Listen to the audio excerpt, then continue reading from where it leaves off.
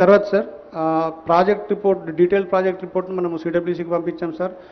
అన్నీ మనకు all requisite clearances అప్పుడు మనకు టెక్నికల్ అడ్వైరీ కమిటీ మీటింగ్ కావచ్చు, అన్ని క్లియరెన్సెస్ వచ్చాయి సార్.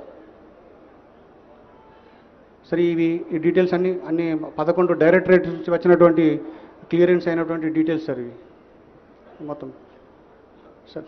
ఇది టోటల్ ఇప్పుడు కాళేశ్వరం ప్రాజెక్టు 7 లింకుల కింద డివైడ్ జరిగింది సార్. మొదటి లింకు మేడిగడ్డ నుంచి ఎల్లంపల్లి సార్. అలాగే ఎల్లంపల్లి నుండి మిడ్ మానేర్ వరకు లింక్ 2, మిడ్ మానేర్ నుండి సిరిసిల్ల వరకు ప్యాకేజ్ 9 కింద లింక్ 3 సార్. అలాగే మిడ్ మానేర్ నుంచి మల్లన్న సాగర్ వరకు లింక్ 4 సార్. అలాగే 7 లింక్స్ కింద డివైడ్ చేసినాం సార్ దాన్ని టోటల్గా మొత్తం. నెక్స్ట్ సార్ ఇది టోటల్ ఆయకట్టు మనకు ఇప్పుడు 19,63,360 acres సార్. ఇది లింక్ 1, లింక్ 2, లింక్ 3లో 7 లింక్స్లో వచ్చినటువంటి ఆయకట్టు డీటెయిల్స్ సార్. ఇది సంగమేశ్వర బసవేశ్వర ప్రాజెక్ట్ ఆయకట్టు కూడా ఇందులో కలపడం జరిగింది సార్. 19,63 acres sir. సార్ ఇవి 7 లింక్స్ సార్. ఇవి నెక్స్ట్ సార్ ఇది సార్ ఇవి 7 లింక్స్లో మనకు మొత్తం 13 పాతవి 13, కొత్తవి 13 జిల్లాలు సార్. 31 కాన్స్టిట్యున్సీలు కవర్ అవుతున్నాయి సార్. అలాగే లింక్స్ 7 లింక్స్ ప్యాకేజ్ 28, న్యూ ఆయకట్టు 19.63 lakhs, అలాగే స్టెబిలైజేషన్ ఆయకట్టు 18.82 lakhs sir. Total power requirement మనకి ఇప్పుడు కాళేశ్వరం ప్రాజెక్ట్కి వచ్చేసి సార్ 4,905 మెగావాట్ సార్. అంటే మనకు యూజ్ చేసేటప్పుడు 80% ఎఫిషియన్సీలో 3,967 మెగావాట్స్ మనకు మొత్తం ఒకసారి రన్ చేసినట్టయితే అంత పవర్ రిక్వైర్మెంట్ ఉంటుంది సార్. మనకు కాకపోతే అవసరాన్ని బట్టి మనం ఎక్కడ అవసరం ఉంటే బట్టి మనం వాడుకుంటుంటాం సార్.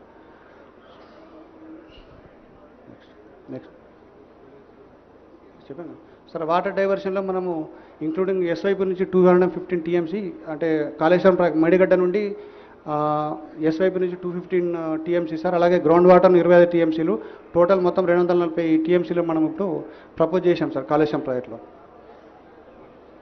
చెప్పండి సార్. ఇప్పటివరకు సార్ మనము ఈ ప్రాజెక్టు కన్స్ట్రక్షన్ స్టార్ట్ అయిన తర్వాత ఇప్పటి వరకు 98,570 acres ఆఫ్ కొత్త ఆయకట్టుకు సర్టిఫికేట్ జరిగింది సార్. ఇప్పటి వరకు ఇచ్చిన ఆయకట్టు ఎంత సార్? 98,570 acres sir. ఇప్పటి వరకు మనం నీళ్ళు ఇచ్చింది కాళేశ్వరం ప్రాజెక్టు కింద 98,570 ఎకరాలు అంతేనా? కొత్త ఆయకట్టు సార్. కొత్తదే. Yes sir. కొత్తగా ఎంత ఖర్చు అయింది ఇప్పటికి సార్? 93,000 crores అయింది. ఇప్పటి వరకు ఖర్చు పెట్టింది ఎంత ఒకసారి చెక్ చేసి చెప్పు. 93,872 crores సార్. ఇంకా ఎంత పేమెంట్స్ పెండింగ్ ఉన్నాయి? 3,600 crores పేమెంట్ ఉంది సార్. అంటే దాదాపుగా 97,000 కోట్ల రూపాయలు ఖర్చు పెట్టారు. ఇది ఇంక్లూజివ్ ఆఫ్ 3,600 సార్. అంటే టు బి పేడ్ కలుపుకొని ఇప్పుడు 94,000 కోట్లు ఖర్చు పెట్టింది ఇప్పటికి. Yes sir. అది 3,600 అందులో కలిపి ఉంది సార్. అదే కలుపుకొని అంటే 94,000 కోట్లు ఖర్చు అయింది ఇప్పటికి. Yes sir. 94,000 కోట్ల రూపాయలు కాళేశ్వరం ప్రాజెక్టు మీద ఖర్చు పెట్టి ఇప్పటి వరకు ఇచ్చిన ఆయకట్టు 98,570 ఎకరాలు సార్. అంతేనా? Yes sir. టోటల్ ఇంతే కదా. కొత్తగా ఏం ఆయకట్టు క్రియేట్ చేయలేదు కదా? ఇవ్వలేదు, ఆయకట్టుకు నీళ్ళు ఇవ్వలేదు సార్. ఇంతవరకు ఇచ్చాం సార్. మీడియా మిత్రులు ఇది ఒకటి నోట్ చేసుకోండి. స్పష్టంగా మీరు గందరగోళం చంద్రశేఖరరావు గారు 1 కోటి ఎకరాలకు నీళ్ళు ఇచ్చినా అని ఏదైతే చెప్పు వచ్చిండో ఇంతకాలం పచ్చి అబద్ధం. ఈ పవర్ పాయింట్ ప్రజెంటేషను గత ప్రభుత్వం పాజిటివ్గా చెప్పుకోవడానికి తయారు చేసిన పవర్ పాయింట్ ప్రజెంటేషన్. దాంట్లో మేము ఎలాంటి మార్పు చేయలే. చంద్రశేఖరరావు గారు ఏ విధంగా అయితే భ్రమలు కల్పించి తప్పుడు సమాచారాన్ని అంటే అవాస్తవాలను మనకందరికీ చొప్పించడానికి ప్రయత్నం చేసిండో టోటల్గా ఇప్పటి వరకు ఈ ప్రాజెక్టులో 19 లక్షల చిల్లర ఎకరాలకే ఆయకట్టుకు ఒకవేళ 100% ఇది పూర్తి అయితే వచ్చేది కొత్త ఆయకట్టు 19 లక్షల ఎకరాల చిల్లర అంతేనా? అంతే సార్. ఎంత అది ఎగ్జాక్ట్గా నెంబరు? 19 లక్షల 19,63,000 సార్. 19,63,000 అంటే ఇప్పటి వరకు చెప్పండి. ఇప్పటి వరకు కేసీఆర్ గారు కాళేశ్వరం కట్టి 1 కోటి ఎకరాలకు నీళ్ళు ఇస్తున్నా అని చెప్పింది అబద్ధం. ఈ ప్రాజెక్టులో మొత్తం ప్రతిపాదించిందే 19,63,000 ఎకరాల గురించి. ఇప్పటి వరకు 94,000 కోట్ల రూపాయలు ఖర్చు పెట్టి నీళ్ళు ఇచ్చింది 98,570 ఎకరాలకు మాత్రమే. పవర్ ఎంత అవసరము? పోనీ పవర్ బిల్ ఎంత అయింది ఇప్పటికి? 98,000 ఎకరాలకు ఇచ్చారు కదా, కరెంటు బిల్ ఎంత అయింది ఈ కాళేశ్వరం మీద పంపుల లిఫ్ట్కు? సార్ అది మనము పర్ యానం మనము కన్సాలిడేటెడ్గా పేమెంట్ చేస్తున్నాం సార్ వాళ్ళకి, ఎలక్ట్రిసిటీ బోర్డుకి. సార్ బడ్జెట్లో పర్ యానం 10% పెట్టి పేమెంట్ చేసి సంవత్సరానికి ఎంత అవుతుంది అని అంచనా ఇచ్చారు? ఇప్పుడు 4,900 చిల్లర మెగావాట్స్ అవసరం ఉంది అన్నారు కదా సార్. ఒక సంవత్సరంలో ఈ పంపులన్నీ పనిచేస్తే మనకు అయ్యే మెయింటెనెన్స్ పవర్ ఛార్జెస్ ఎంత అవుతాయి అయ్యే అంచనా వేసి ఉంటారు కదా సార్ ఉంది సార్. ఒక్కసారి అది చూసి చెప్పండి. 10,000 కోట్ల పైన అవుతుంది అన్నది 10,500. మీడియా మిత్రులు అర్థం చేసుకోవాల్సింది, కేవలం కరెంటు బిల్లులే ప్రతి సంవత్సరం 10,500 కోట్ల రూపాయలు కట్టాలి. ఇతర ప్రాజెక్టుల నిర్వహణ, బ్యాంకు లోన్లు, బ్యాంకుకు మిత్తి, ఇవన్నీ లెక్కేస్తే దాదాపుగా 20,000 కోట్ల పైన ప్రతి సంవత్సరం 25,000 కోట్లు టచ్ అవుతుంది. 25,000 కోట్ల రూపాయలు ప్రతి సంవత్సరం ఖర్చు పెడితే 100% చంద్రశేఖరరావు గారు అనుకున్నట్టే ఈ ప్రాజెక్టు పూర్తి అయితే 19,63,000 ఎకరాలకు నీళ్ళు వస్తాయి. ఎప్పుడు దాదాపుగా 2.5 లక్షల కోట్లు అయితే ఈ ప్రాజెక్టు ఇప్పటికీ 1,00,000 కోట్లు ఖర్చు అయినాయి. 1,47,000 కోట్లకు అంచనాలు పెంచినరు. ఇప్పుడు అది కూడా పూర్తిగా సరిపోదు. ఈ కొత్త అంచనాలు వేసుకుంటూ పోతే దాదాపుగా 2 లక్షల పైన కోట్లు ఈ ప్రాజెక్టు ఖర్చు అవుతుంది. సో ప్రతి సంవత్సరం 2 లక్షల కోట్ల పైన ఖర్చు పెట్టి ప్రతి సంవత్సరం 25,000 కోట్ల రూపాయలు మెయింటెనెన్స్ కింద, మిత్తిల కింద, అప్పుల కింద కట్టి నీళ్ళు ఇస్తే వచ్చేది 19,63,000 ఎకరాలు. అంటే ఈ రోజు వరకు పూర్తి స్థాయిలో అవాస్తవాలను చెప్పుకుంటూ అబద్ధపు ప్రచారాలు కల్పించుకుంటూ చంద్రశేఖరరావు గారు కాలం గడిపినరు. ఇదొక పాయింట్ అయితే, ఇప్పుడు ఈ కఠిన ప్రాజెక్టే కూలింది. ఇవన్నీ అంత సక్రమంగా జరిగి అంత కేసీఆర్ గారు ఇంతకుముందు పవర్ పాయింట్ ప్రజెంటేషన్లో చూపించినట్టు మొత్తం ఆ రకంగా ముందుకు పోయిన ఉంటే ఉండే పరిస్థితి ఇది. ఈరోజు అది కూడా లేదు. మేడిగడ్డ కుంగింది చూసిర్రు, అన్నారం సుందిల్లో కూడా ఇదే సాంకేతిక నైపుణ్యంతో కట్టిరు. అవి కూడా మనకు ఆల్రెడీ సీపేజ్లు అంటే లీక్ అయితేనే ఉన్నది వాటర్. కాబట్టి ఇక్కడ మీకు ఈ పవర్ పాయింట్ ప్రజెంటేషన్లో ఇంకేమన్నా ఉన్నదా ఫర్దర్ చూపించాల్సింది సుధాకర్? అంటే నార్మల్గా దీన్ని మెడిగడ్డ కంక్లూడ్ చేయి. అదైనాక కూలింది అవి ఉన్నాయి కదా, వాటి పిక్చర్స్, వీడియోస్ ఏమైనా ఉంటే చూపించు.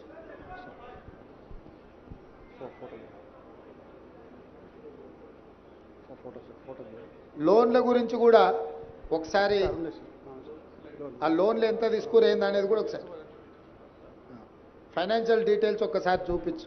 సార్ ఇవి సార్ మొత్తం మనకు 2 TMC 3 TMC రెండు కింద డివైడ్ చేశాం సార్. ఆ మొత్తం ప్రాజెక్ట్ కాస్ట్ వచ్చేసి 2 TMCకి 94,413 crores సార్ ఇది. దానికి మనము ఆ KIPSL నుంచి 44,614 crores లోన్ తీసుకున్నాం సార్. ఆ గవర్నమెంట్ షేర్ వచ్చేసి 28,806 crores సార్. మొత్తము టోటల్ ఎక్స్పెండిచర్ 2 TMCకి 73,500 crores సార్. అలాగే 3 TMC 33,459 crores ప్రాజెక్ట్ కాస్ట్ అయితే లోన్స్ వచ్చేసి మనకు 17,051 కోట్లు తీసుకున్నాం సార్. అలాగే గవర్నమెంట్ షేరు 3,321 కోట్లు. Total expenditure 20,372 sir. అంటే total 2 TMC 3 TMC Kaleshwaram private మొత్తం కలిపి 1,27,000 కోట్ల 772 కోట్ల ప్రాజెక్ట్ కాస్ట్ అయితే సార్. 61,665 కోట్ల లోను, అలాగే గవర్నమెంట్ 32,207 కోట్లు sir. Total expenditure 93,872 crores sir ఇది ఇప్పటి వరకు. Yes sir. Okay, next.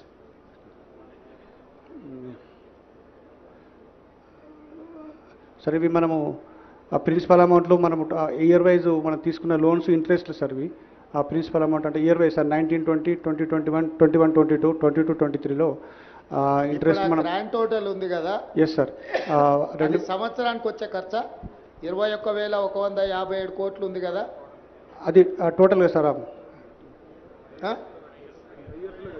5 years sir. అది మొత్తం టోటల్గా అంటే 1920 నుంచి 23-24 వరకు మనము అది principal paid amount sir. Paid principal amount interest sir. Okay, మంచి.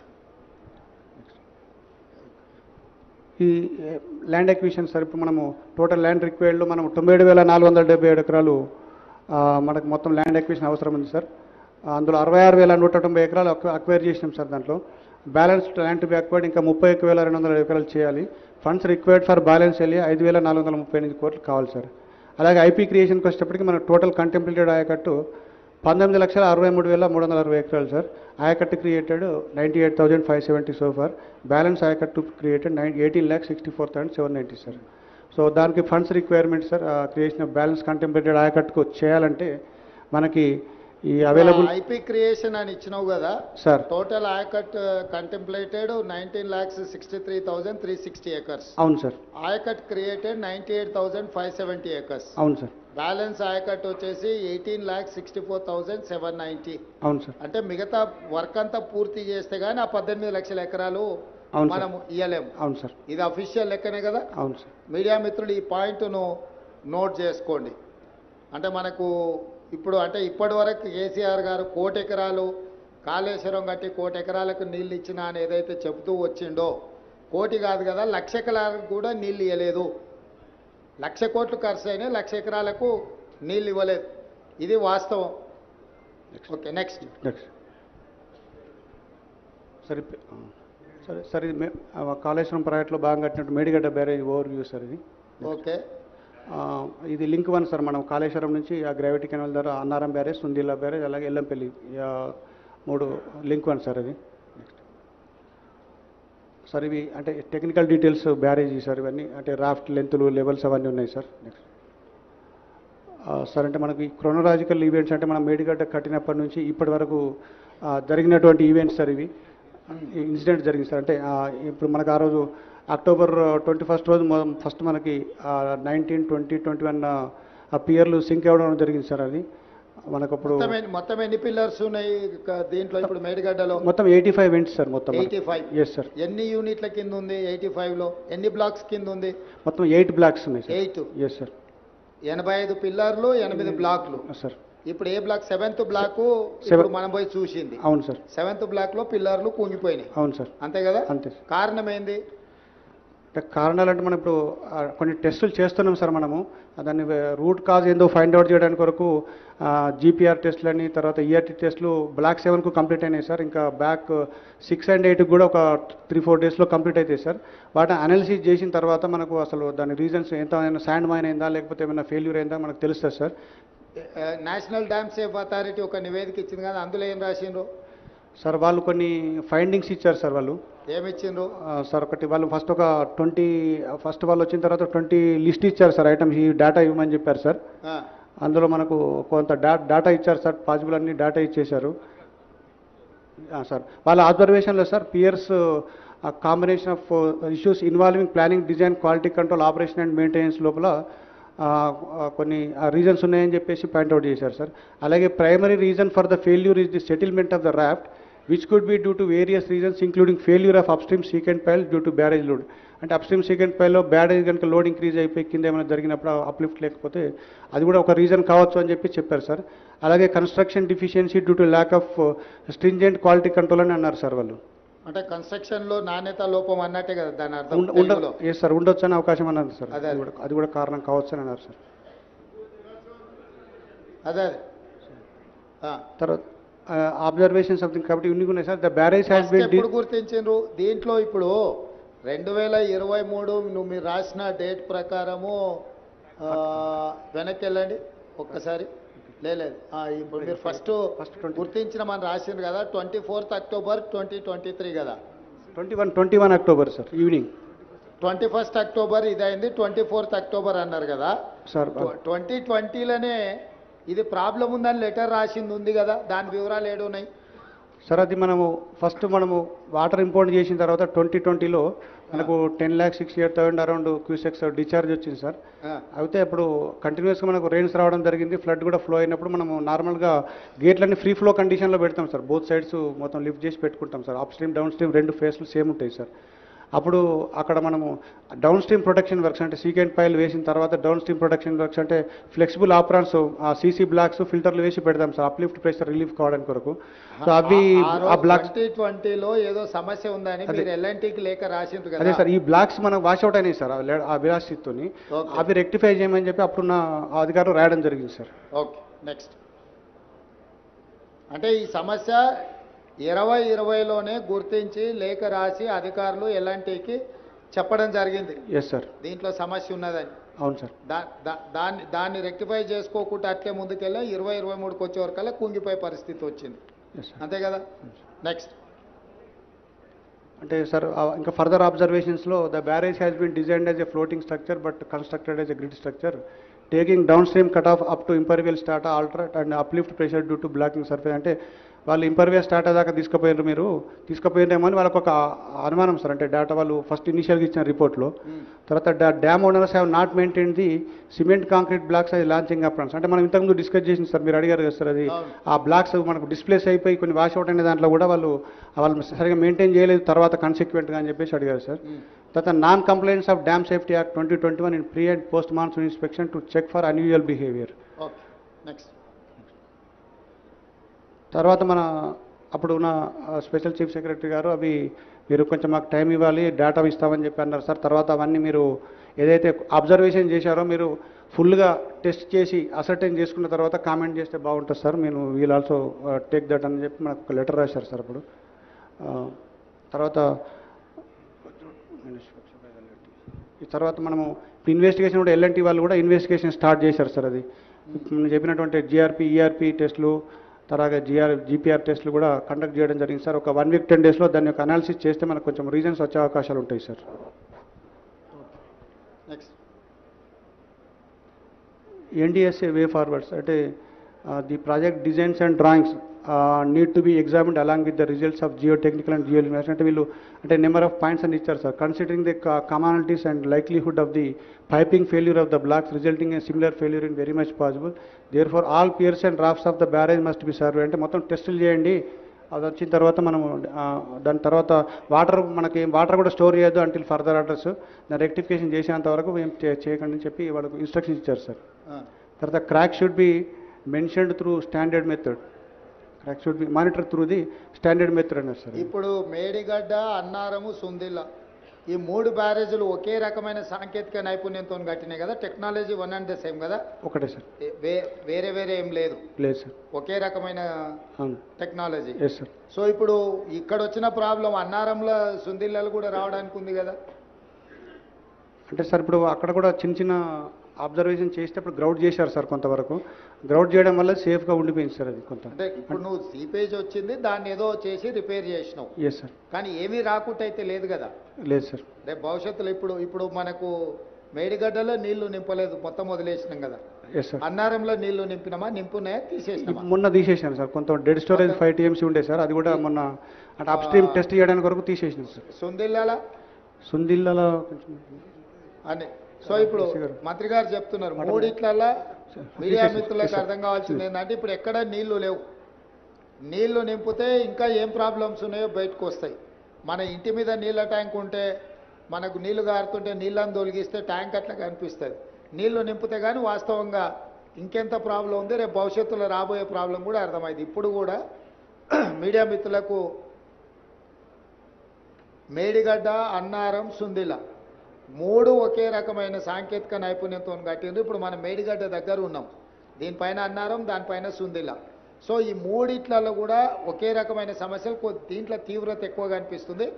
అందులో కూడా నీళ్లు కారడమో లేకపోతే సమస్యలు వచ్చినాయి. వీటన్నిటిని కప్పిపుచ్చడానికి ఇప్పుడు అన్ని నీళ్లు తీసిపెట్టేసారు. ఎలక్షన్ల ముందర ఇది ఇష్యూ అవుద్దని. ఇప్పుడు ఎండాకాలం కాబట్టి నీళ్ళు వచ్చేది తక్కువ ఉంది, నీళ్లు మనం కూడా నింపితే ప్రమాదం ఉంది కాబట్టి నింపలే. ఇప్పుడు దీంట్లో స్పష్టంగా అర్థం చేసుకొని ముందుకు వెళ్లాల్సిన అవసరం ఉంది. అందుకే మీడియా మిత్రులకు వీటన్నిటిని కూడా పవర్ పాయింట్ ప్రజెంటేషన్ ఇవ్వడం జరిగింది. ఇప్పుడు విజిలెన్స్ అండ్ ఎన్ఫోర్స్మెంట్ వాళ్ళను టేకప్ చేసి మీ అబ్జర్వేషన్స్ చెప్పాల్సిందిగా కోరుతున్నా.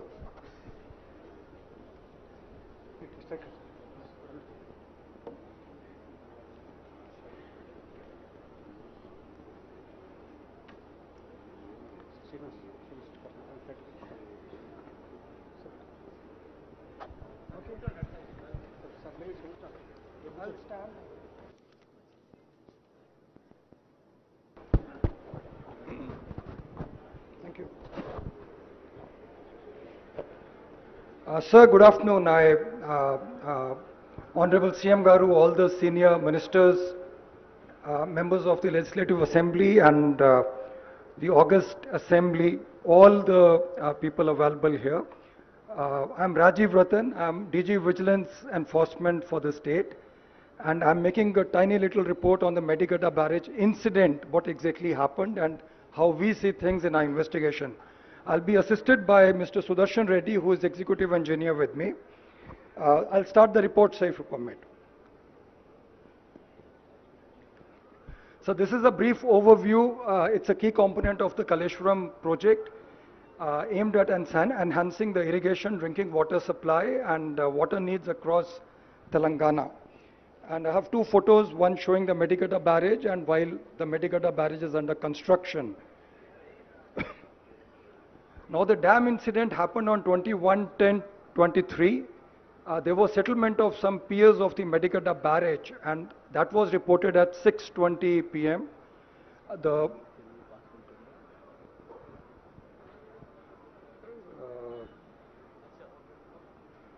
My presentation, okay. The motorable road on top of the barrage suddenly developed a pronounced dip and at 6 p.m. the water level reported was 98 meters with a corresponding storage of 10.33 TMC. Inflows were 14.98 and outflows were 13.1 Q6. Upon noticing the incident, the barrage authorities released the stored water. They cleared the barrage by opening the gates and they reported the matter to the police and got an FIR registered in the PS Mahadevpur. The FIR hinted at some sabotage by unknown people. They requested action against those people, sir. This is a view of the road sunk on top of the barrage, which was very obvious on the 21st of October. And there is a side view from where we can see the dip in the road circled in the right, in the red ink.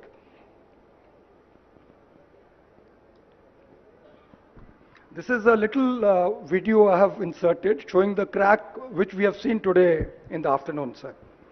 It will also in the end show the dip in the floor.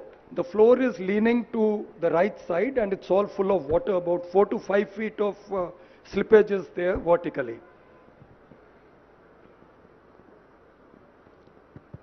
Hello. Rajiv ji, all these photos and videos, please release to the press directly. Yes, sir, I'll do that, sir. Okay.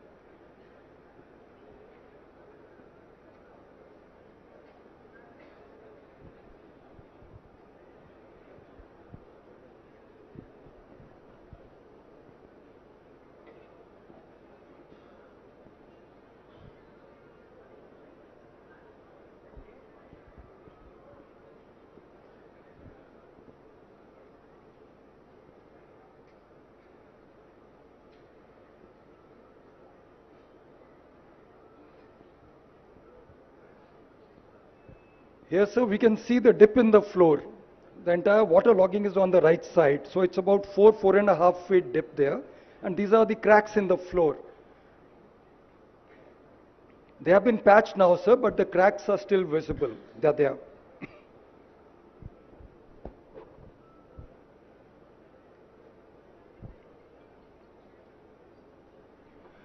These are the fractal cracks on the front side on the top of the pillars, sir. We went up on the walkway and took the photos there. This is showing the rusting inside, sir. The cracks have been there for a while. So rusting is there on the rods inside. And there is a clear separation on the walkway also. Now we have gone to the pillar 20 today, sir. Major cracks have been observed on pier 20 of the second block. It's extended to the raft. The raft has sunk to the right side, about 4.5 feet. Water logging is there right now. Block number 7 includes piers 11 to 22, along with the integrated raft. So the cracks are stretching across in pier 8 and 19, 18 and 19 on both sides as well. So those cracks also, some of them are being shown here. So you can see the non-vertical kind of lines stretching through. These are hairline cracks, but they appear to be really developing into big ones now, sir. Now, sir, this is the same thing which the CE Garu has already said. So I'll not repeat this. I'll just jump to the next slide, sir. Now here, sir, we had the initial sanctions. Estimated cost was about 80,000 crores. And for Medigada was 1853. And then there was a sanction of 25.91, 2591 crores for Medigada on 1316. Then L&T was the lowest bidder with the JV. And contract stipulated that the work has to be done by 26/8/2016. Medigada barrage had several revisions in the administrative approvals. I have a timeline chart in the end, sir, so I'll show whole thing there. Contract value has been rising from 1849 crores all the way to 4321 crores, which is about a 35% increase, sir. And the Kaleshwaram project's design capacity is 180 TMC per annum, that is 90-day working cycle, against the old project Pranita Chavela's of 160 TMC. But the actual water lifted in the last 5 years I've shown in the table, sir. So the total water lifted in 1920 is 34%. That is, we lifted 61% of 180 TMC capacity. After that, there has been a reduction. Next year, it was 31 TMC, 33 TMC, and in 23-24, we have done 8.9. So if we take the average percentage, total lift has been done for 18.04% of the installed capacity of 180 TMC. So over the 5 years, we have not yet achieved the 180 TMC installed capacity here. It's only 162.36. Rajiv ji, 23-24 they have lifted only 8.9 TMC. That's right, sir. Out of 180. Yes, sir. So every year almost 180 TMC is the proposed thing. They have lifted 23-24 8.9 TMC. They have lifted 23-24, 22-23. Come on. మళ్ళొకసారి చూపించండి, అదే పెట్టండి screen మీద. 25 TMC, 21-22లో 33 TMC, 20-21లో 31 TMC, 19-20లో 61 TMC. These are the water yes, they have sir. lifted. Water they have lifted, sir. So media మిత్రులకు వాళ్ళు ప్రతి సంవత్సరం ఎంత నీళ్లు లిఫ్ట్ చేసిండ్రో అక్కడ ఉన్నది మూడో కాలంలో. ఫస్ట్ దాంట్లో ఇయరు, రెండో దాంట్లో ఈ కెపాసిటీ ఆఫ్ టీఎంసీ, మూడో కాలంలో ఏ సంవత్సరం ఎంత లిఫ్ట్ చేసిండ్రో అక్కడ ఉంది. సో 5 ఏళ్ళలో కలిపి కూడా మొత్తం కలిపి 162 టీఎంసీ ఎత్తలే. ప్రతి సంవత్సరం 180 టీఎంసీ ఎత్తుతామని కట్టి 1,00,000 కోట్లు ఖర్చు పెట్టి ఇప్పటికీ ఈ పోయిన సంవత్సరం అయితే 8 టీఎంసీ. సో అంటే 4% యువతల పర్సంటేజ్ రాసిండ్రు. ఒక సంవత్సరం 4.9%, ఒక సంవత్సరం 14%, ఇంకో సంవత్సరం 18%, ఒక సంవత్సరం 17%, ఇంకొక సంవత్సరం 34%. సో ఏ సంవత్సరం కూడా ప్రతిపాదించిన దాంట్లో వాళ్ళ సక్సెస్ రేషియో ఏముందో దీన్ని బట్టి అర్థం చేసుకోండి. Next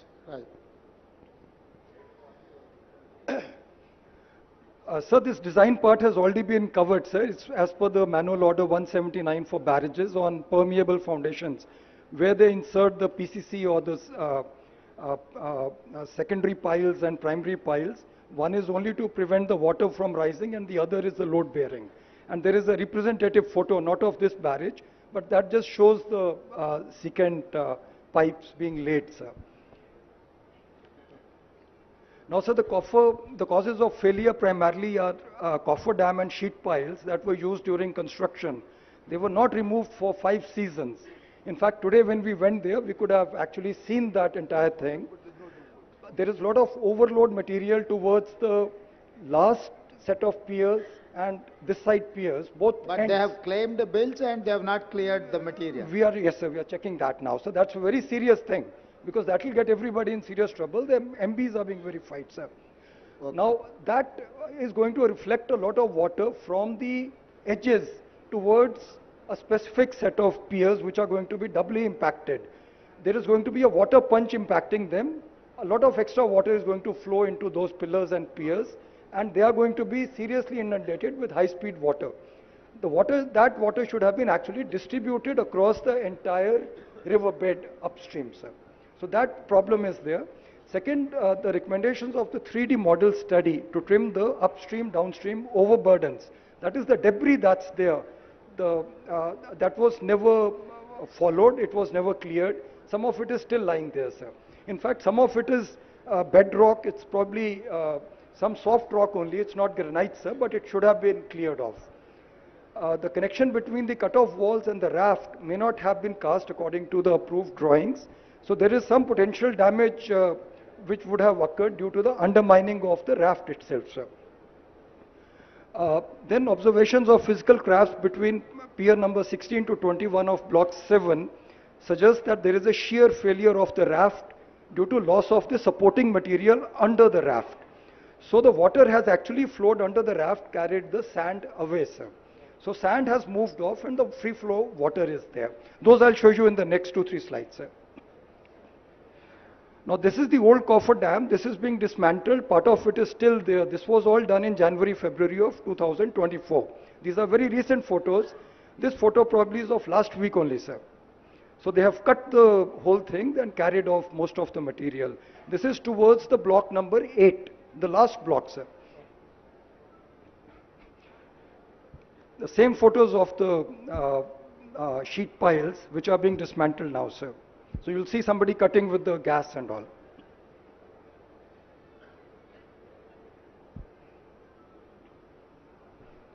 This video shows all those heads of the sheet piles and the old coffer dam that is still there now, so we saw it today.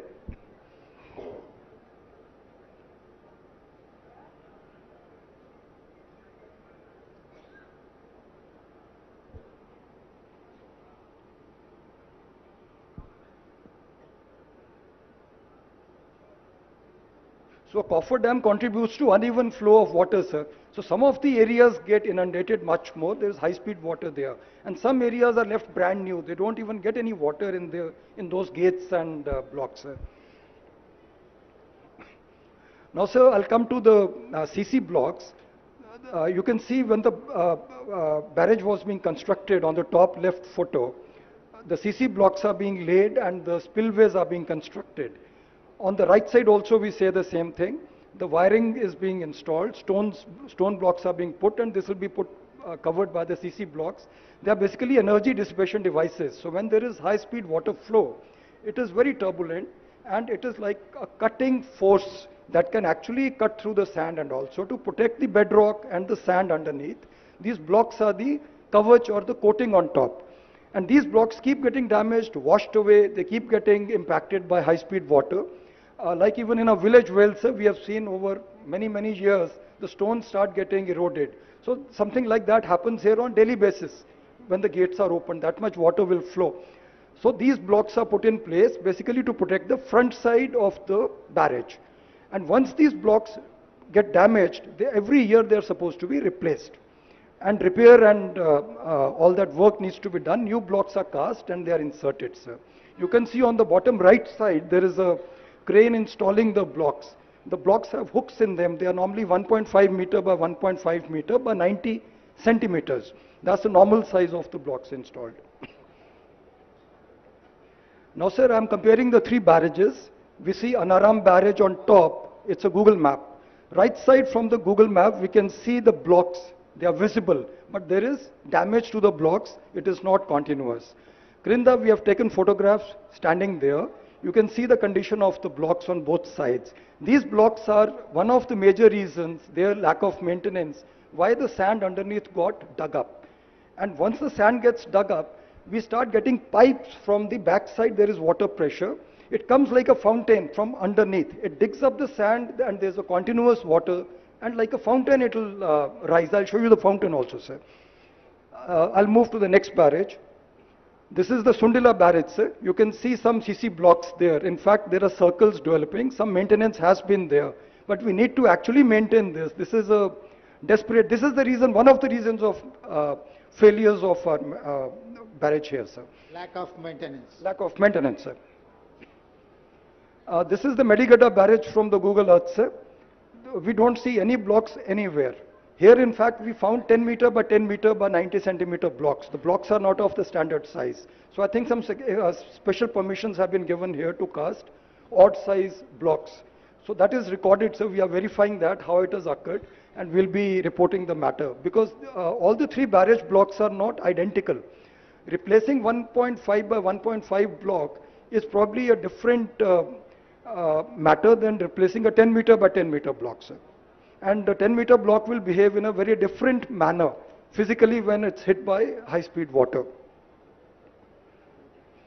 Now in Medigada, sir, we see this. We don't see any blocks whatsoever. We see these displaced 10 meter blocks. The kind of mosaic of blocks we saw in Anaram and Sundila is not visible here, sir. Now this is the front side of Medigada, sir. So here we don't see any blocks, we just see some blocks strewn here. Some blocks are seen here, but rest of it is all filled with water. So when there is a high-speed water flow by lifting of the gate, the water goes straight into the spillway and there's no protection there, it's only sand. So it cuts through the sand like a jet and creates a hollow space. Once that hollow space gets created, then these are not floating barrages. Floating barrage essentially is if we have excavated X amount of weight, then that much weight is put. That is called a floating barrage. These are heavier than floating barrages. So barrage is exerting a downward force on the substrata. The substrata starts filling the space in front of it. So sand starts moving, it's wet sand. And there is pressure on the backside, there's a vacuum in front. So mele-melega, the whole thing starts moving upwards. So we can see there are no blocks, there's no protection, and huge dips have formed there, and people are catching fish there in that area, sir. Similarly, sir, we see a lot of stripping of the spillway and the flows. The rods on the left photo are visible. On the right side, we see a big heap of... What is that, Rajiv? So that is all the spillway coating that has got stripped off and separated from the floor, sir. Okay. On number 20 pillar, sir, we saw the floor sunk to the right side. So here it has been lifted and separated from the lower flooring. The top coat has got separated. Now, sir, since the barrage commissioning in 1920, the project authorities have not conducted inspections of all this, and they have not conducted maintenance of the CC blocks or the launching aprons. So aprons, spillways, everything has been kind of left to its fate. The dislodged CC Even blocks... left side you are getting some cracks, no? Yes, sir, that patch is... Some of the cracks are... top layer is gone, sir. Okay. So you can see the saria below that. The torch steel is visible, sir. Okay. Now the torch steel is standing out. It has got separated. The layer has gone away. That's got washed off, sir. Now the dislodged CC blocks and the damage to the plinth slabs parametric joints were observed as early as November 2019. That is the first damage report we have, sir. This negligence has left the barrage at risk of piping and potential progressive failure. So piping is when the water starts flowing from under the barrage, sir. This is pillar 18, sir. You'll see piping here. This is the water bubbling through the sand. There is water stored on the backside. It's coming from under the barrage pillar and bubbling up. And you will see this about 10 meters, 20 meters downstream also. This is also there in Anaram barrage we have seen, sir. Media మిత్రులకి ఈ visual చూడండి. ఆ నీళ్ళు ఆ pillar దాని కింది నుంచి పైకి వస్తున్నాయి. అవతల సైడ్ ఉన్న నీళ్ళు Now you ఇవతలకి వచ్చినప్పుడు see దాని that big కింది నుంచి fountain, పైకి వస్తున్న Pedda వాటర్. fountain there, sir. నేను go back Yes, sir. To the pillar Rajiv. Yes, sir. ఈ పిల్లర్ దగ్గర చూడండి, ఆ నీళ్లు కింది నుంచి ఉబ్బికి వస్తున్నాయి. అంటే అవతల సైడ్ ఉండాల్సిన నీళ్ళు యువతలకి ఆ కింద మొత్తం పోవడం వల్ల, అంటే కింద ఏం బునాది ఏం లేదు దాన్ని ఆపడానికి, ఆ కింది నుంచి నీళ్ళు వస్తున్నాయి చూడండి. దానికి కింది నుంచి లీక్ అయి పైకి వచ్చి ఇట్లా వెళ్ళిపోతున్నాయి. అంటే రేపు ఇప్పుడు కొంచెం వాటర్ ఉంటేనే అట్లుంది, మొత్తం నీళ్లు నింపినాం అనుకోండి అసలు ఏ పిల్లరు ఉండదు. ఇప్పుడు అక్కడ ఉన్న దగ్గర చూపిస్తున్నాం కదా, టోటల్గా కింద బునాది అనేది గట్టిగా లేకపోవడం వల్ల నీళ్లు కింది నుంచి వస్తున్నాయి. ఇక్కడ కంట్రోల్ చేసి గేట్లు ఎత్తుతూ వెళ్ళాల్సిన నీళ్లు భూమిలో నుంచి కింది నుంచి పైకి వచ్చి బయటికి పోతున్నాయి. Okay Rajiv, next.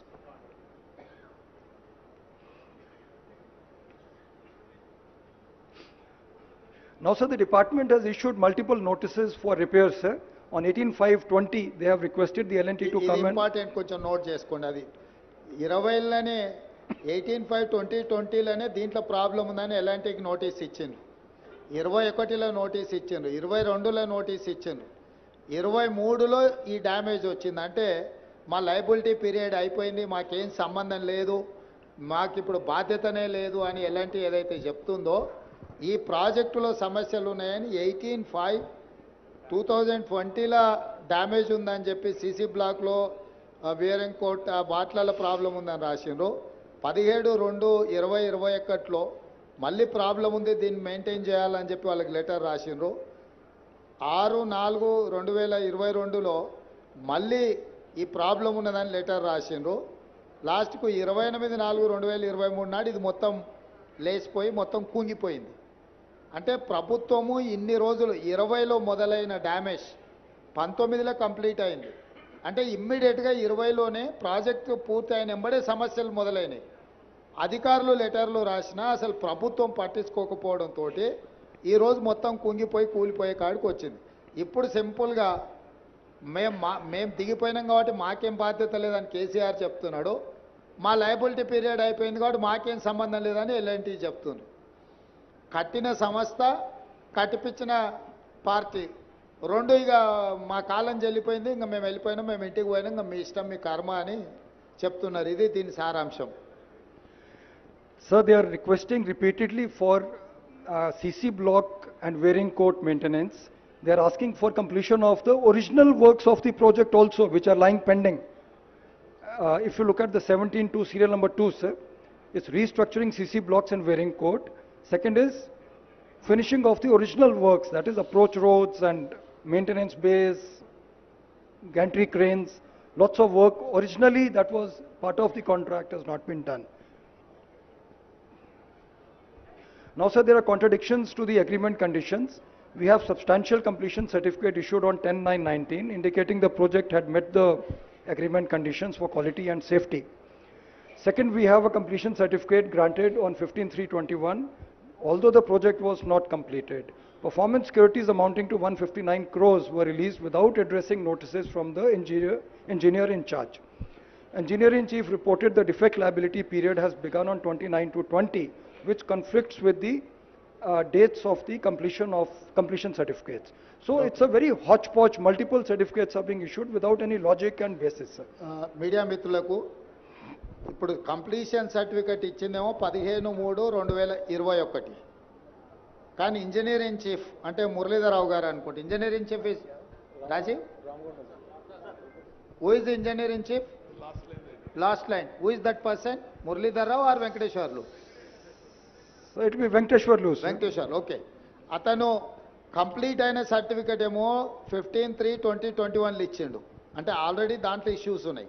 కానీ తను లయబిలిటీ పీరియడ్ 29/2/2020 నాడే స్టార్ట్ అయిందని ఇచ్చిండు. అంటే దీంట్లో ఏది కరెక్ట్ అనుకోవాలి?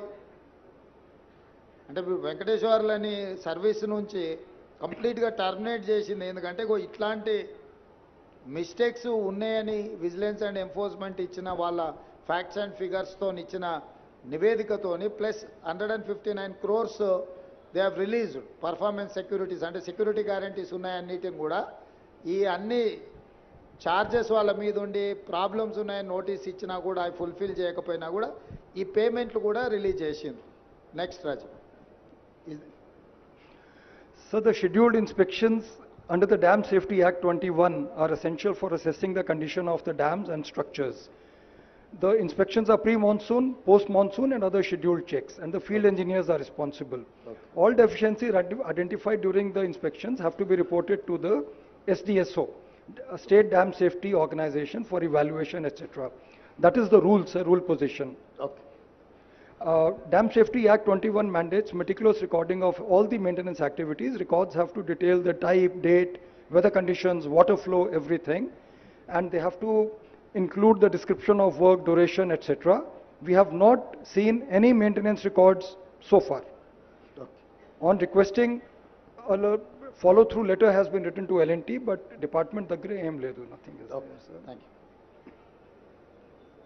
Now, sir, this is a small timeline I prepared, sir. This will show a lot of events. So the first event is on March 3, 2016, when the initial GO sanctioning 2591 crores, that is GORT 231, was issued.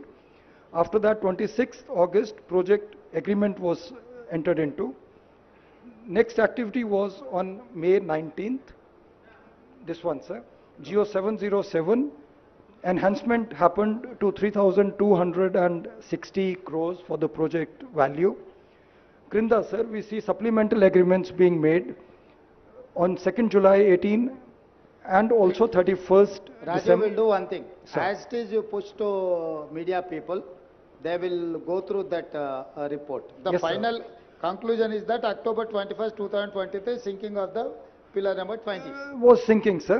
Madhyalo, sir, you will see a small photo of Rajiv, see, just give the entire presentation to Hanumantrao, Commissioner NPR. Hanumantrao garu, just pass it on to the entire media. Yes, sir. Sir, if you see the small May, September, small picture is there, that is the inaugural photograph. And after that, there are lots of substantial completion certificates, 3 in purple, one after the other. On top is the request for maintenance. There are 4 different requests for maintenance which have not been adhered to.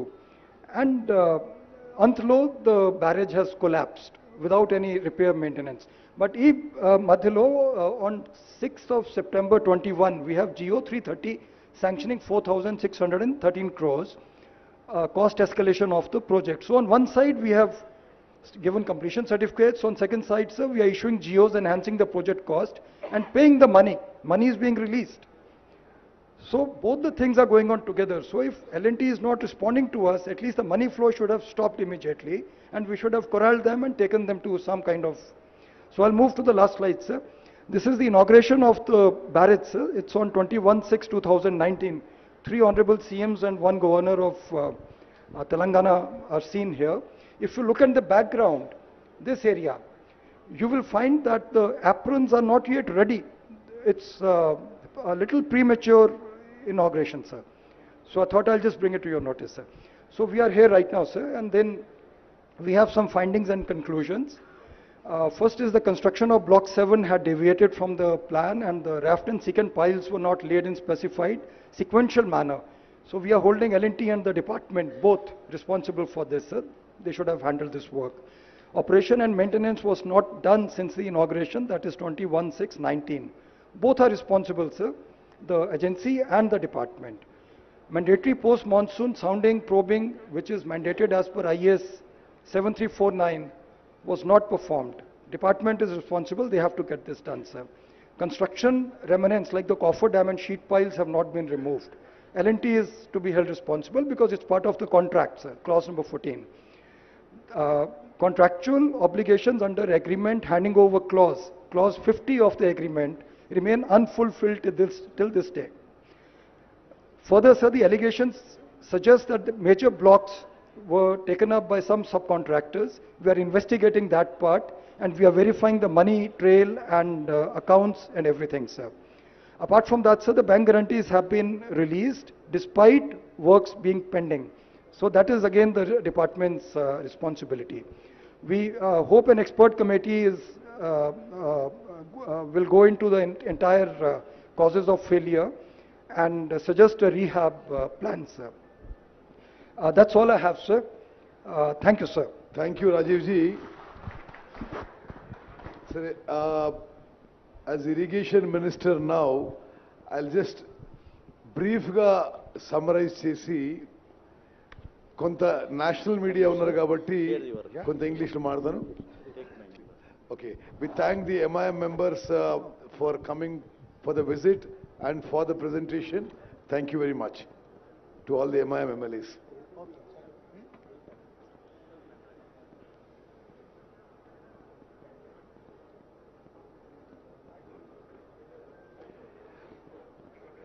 సరే, media మిత్రులకి నమస్కారం. మీరు state and national media చాలా ఎఫర్ట్తో చాలా time కేటాయించి you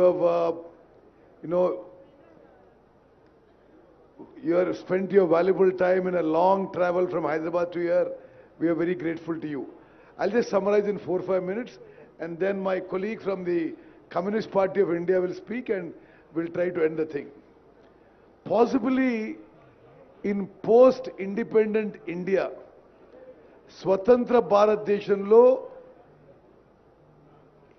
ఇంత shameful incident, ఇంత పెద్ద స్కాము, ఇంత పెద్ద స్కాండలు, ఇంత పెద్ద కుంభకోణం మరి మరొకటి ఉండకపోవచ్చు.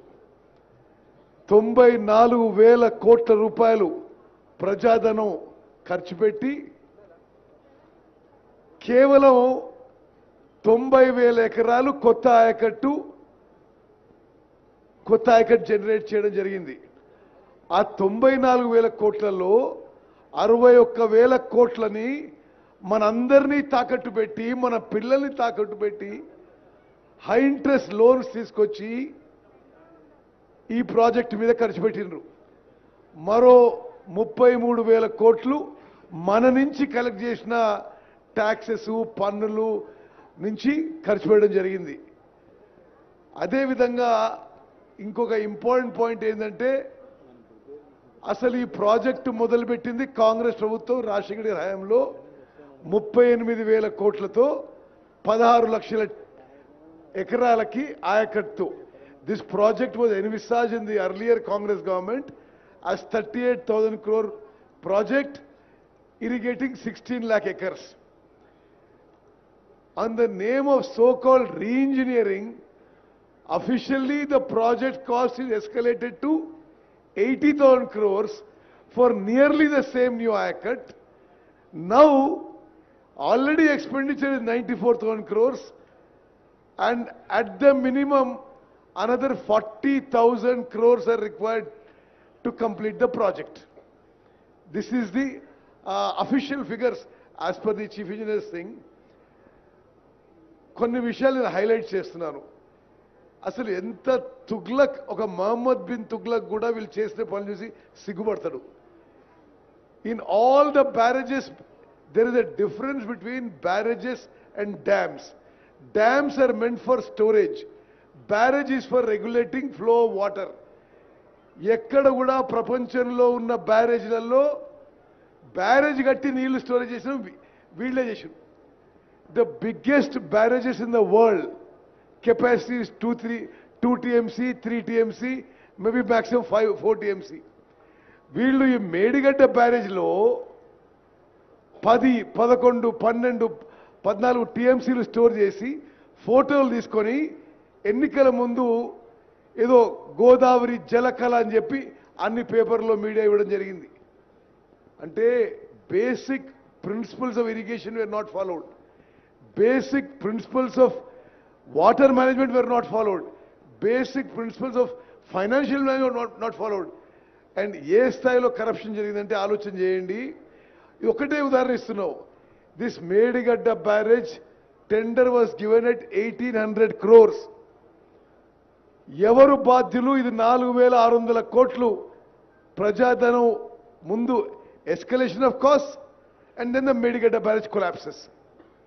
అంటే this is just not this. నేను ఇప్పుడు 2 months అయింది ఇరిగేషన్ మినిస్టర్ అయ్యి. ఏ వర్క్ చూసినా 100 రూపాయలు టెండర్ పిలుస్తారు, ఆ తర్వాత దాన్ని 500 రూపాయలు చేస్తారు. ఇది ఒక భారీ కుంభకోణం. తప్పనిసరిగా క్యాబినెట్లో చర్చించి ఇది క్రిమినల్ ఇన్వెస్టిగేషన్ కూడా ముందుకు పోతామని చెప్పి నేను మనవి చేస్తున్నాను. అదేవిధంగా ఒక చాలా ముఖ్యమైన విషయం, 21 అక్టోబర్ ఈ సంఘటన జరిగింది. Today is what date? 13th అనుకుంటా, 13th ఫిబ్రవరి. ఈ రోజు వరకు కూడా ఈ కాళేశ్వరం ప్రాజెక్టుకి చీఫ్ డిజైనర్, చీఫ్ ఇంజనీర్ అంతా తానే కట్టిన కేసీఆర్ ఒక్క మాట కూడా మాట్లాడలేదు. 21st October when it collapsed, till we were sworn in the government on 7th for 40-45 days, ఆయనే ముఖ్యమంత్రి, నోరు తెరవలేదు. ఆ రోజు నుంచి ఈ రోజు కూడా ఒక్క మాట కూడా మాట్లాడకపోవడం ఇది చాలా దురదృష్టకరం. మీడియా కూడా గమనించాలని చెప్పి నేను మనం చేస్తున్నాను. అదేవిధంగా నేషనల్ డ్యామ్ సేఫ్టీ అథారిటీ ఒక constitutional body created by an act of parliament. They have given a damning indictment of the state government on design, construction, maintenance, all aspects of Medigadda barrage, calling it a total failure of the earlier government and the earlier irrigation department. Memu further ga kuda National Dam Safety Authority, which is a government of India body constituted with experts on dams and created by an act of parliament, the further inquiry investigation we are going to cooperate with them. గత ప్రభుత్వం వాళ్ళు అడిగిన data కూడా ఇవ్వలేదు. మేము పూర్తిగా cooperate చేసి ఆ డ్యామ్ సేఫ్టీ ఎక్స్పర్ట్స్ని ఈ యొక్క కొలాప్స్ విషయంలో, ఈ యొక్క వే ఫార్వర్డ్ విషయంలో మేము వారి సలహా మేరకు ముందుకు పోతామని చెప్పి మనవి చేస్తూ, అదేవిధంగా ఒక చిన్న విషయం చెప్తాను మీకు. వారు ఇప్పుడు సిఈ గారు, డీజీ విజిలెన్స్ గారు చెప్పిన విషయాల్లో there is no maintenance, no pre-monsoon, no post-monsoon, no dam safety checks done of these barrages which were built. Ante this is just an example of KCR's irrigation department and nadipichinappudu ఏ విధంగా నడిపించిండో. 94,000 crores spent and not even that much of irrigation kotta ayakattu kuda create cheyaledu. This is the picture across irrigation sector in all the projects they did. వాళ్ళు 2 లక్షల కోట్లు ఖర్చు పెట్టి కొద్ది నామమాత్రం కొత్త ఆయకట్టు సృష్టించి, బహుశా స్వతంత్ర భారతదేశంలో కేసీఆర్ గారి హయాంలో అతిపెద్ద కుంభకోణం జరిగింది. తప్పనిసరిగా అన్ని విషయాల్లో ఎంక్వైరీ, ఇన్వెస్టిగేషన్, తదుపరి చర్యలకు ఈ ప్రభుత్వం సిద్ధమవుతోంది. ధన్యవాదాలు. సాంబశివరావు గారు. పెద్దలు గౌరవనీయులు ముఖ్యమంత్రి రేవంత్ రెడ్డి గారు, అలాగే ఇరిగేషన్ మేజర్ శాఖ మంత్రి ఉత్తమ్ గారు, అలాగే ఈ నియోజకవర్గ శాసనసభ్యులు, అలాగే information and industrial minister Sridhar Babu garu, ఇతర సీతక్క గారు, ఇంకితర తుమ్మల గారు, పెద్దలు, ఇంకితర మంత్రులు అందరూ ఉన్నారు, ఎమ్మెల్యేస్.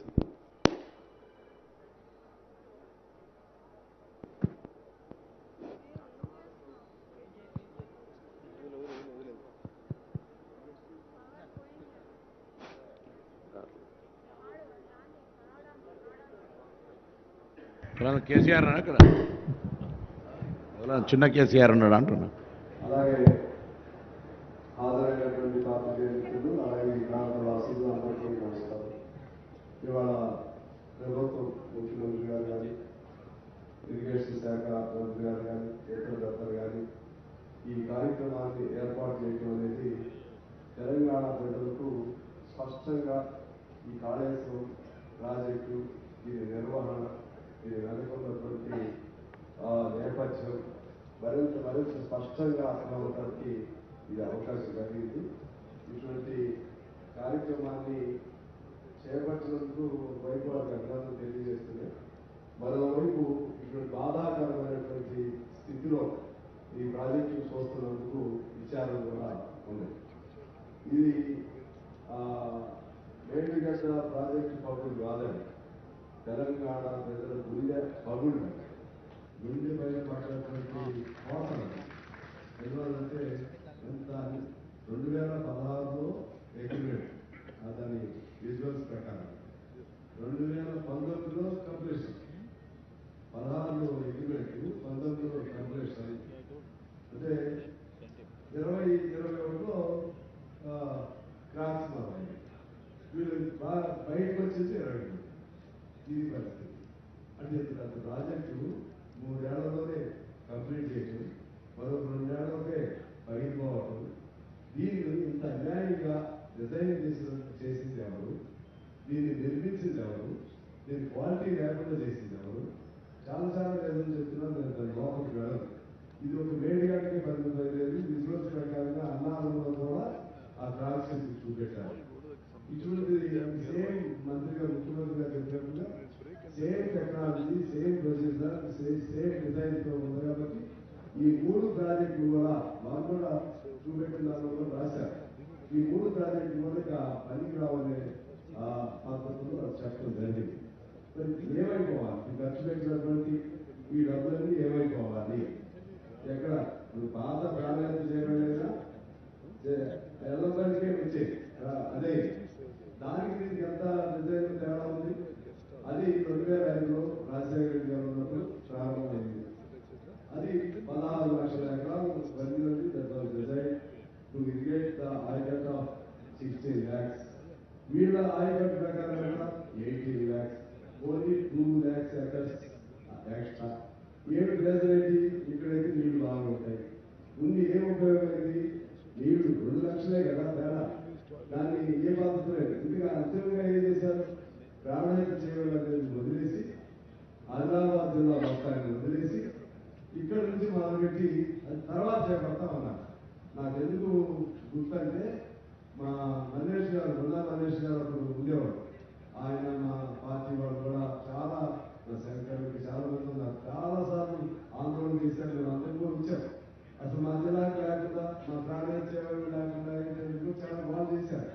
తర్వాత అది కూడా ప్రయత్నం చేస్తాం, ఇంకో 2 లక్షల ఎకరాలు వచ్చే విధంగా చెప్పి అప్పుడు ప్రభుత్వం చెప్పడం జరిగింది. ఇక్కడ నేను ఒక పాయింట్ చెప్పి సెలవు తీసుకుంటాను. ఇప్పుడు మన ఉత్తమ్ గారు చెప్పినట్టుగా అసలు ఇంత స్టోరేజ్ ఎక్కడ ఏ ప్రాజెక్టులో కూడా ఇంత స్టోరేజ్ ఉన్నాయి. నాకు రేపు పోలవరం కూడా అవుతాయి, ఇంకా పెద్ద అనుకుని ఏదైనా అవుతాయి.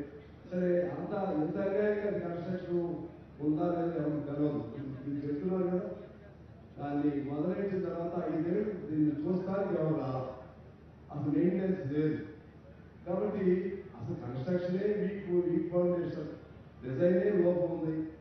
ఇక్కడ మన కాటన్ కట్టించినటువంటి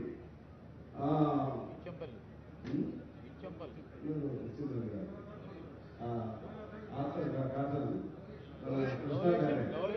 కృష్ణా బ్యారేజ్ ధవళేశ్వరం మట్టితో కట్టించిన ప్రాజెక్ట్. మట్టితో కట్టించారు. కేవలం 2.5-3 TMC మాత్రమే డిపాజిట్ అవుతుంది. కానీ లక్షల ఎకరాలు సాగు అవుతుంది. నాకు తెలిసి సాగర్ మన కృష్ణా దాని కింద 16-17 తుమ్మగారి భాగాలు 16-17 లక్షలు ఎక్కడ, ధవళేశ్వరం కింద కూడా ఇంకో 16-17 లక్షలు అక్కడ. ఓన్లీ 3 TMC దాని స్టోరేజ్ కెపాసిటీ. అంటే అది దాదాపు 1950s లో కట్టించినటువంటి ప్రాజెక్ట్ అని అవి నిలబడ్డాయి. ఇప్పుడు ఈ మోడర్న్ టెక్నాలజీతో కట్టించిన ఈ ప్రాజెక్టు స్థితి ఎలా?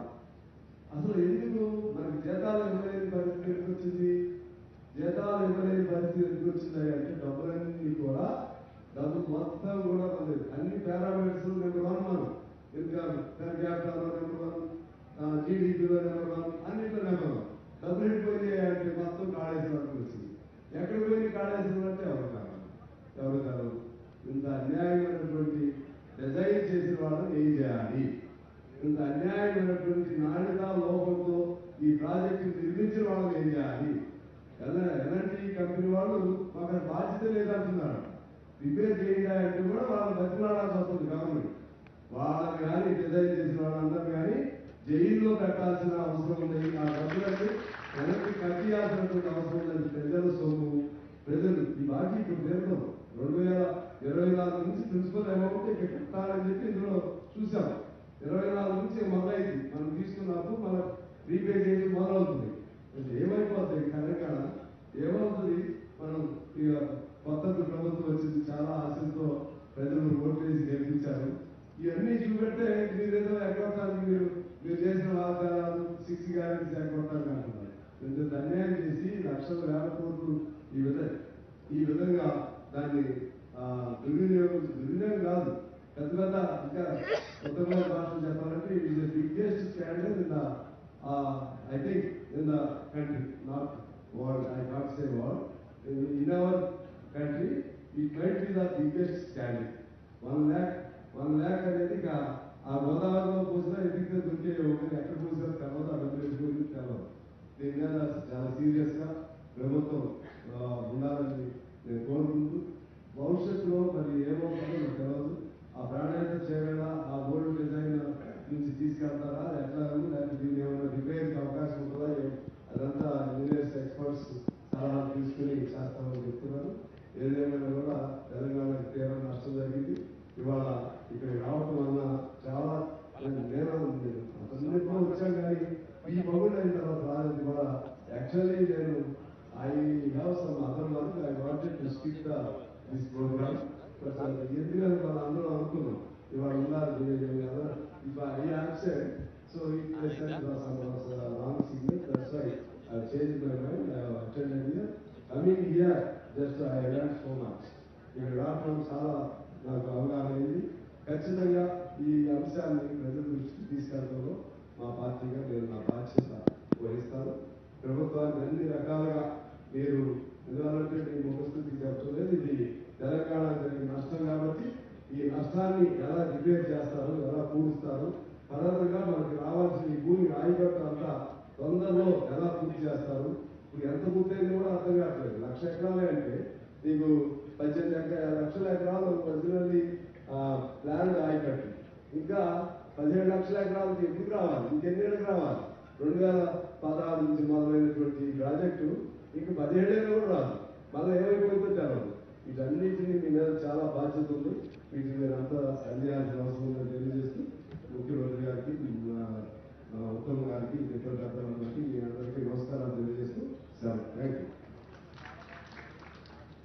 ఇప్పుడు ఈ సందర్శన సందర్భంగా గౌరవ ముఖ్యమంత్రి వర్యులు శ్రీ రేవంత్ రెడ్డి గారిని వారి సందేశం ఇవ్వాల్సిందిగా కోరుతారు.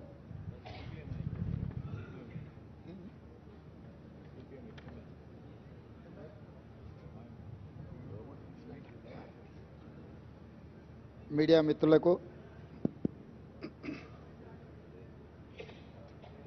మంత్రివర్గ సహచరులకు, శాసన మండలి సభ్యులకు, శాసనసభ్యులకు అందరికీ నమస్కారం. ఈ కార్యక్రమంలో పాల్గొన్న అధికారులకు,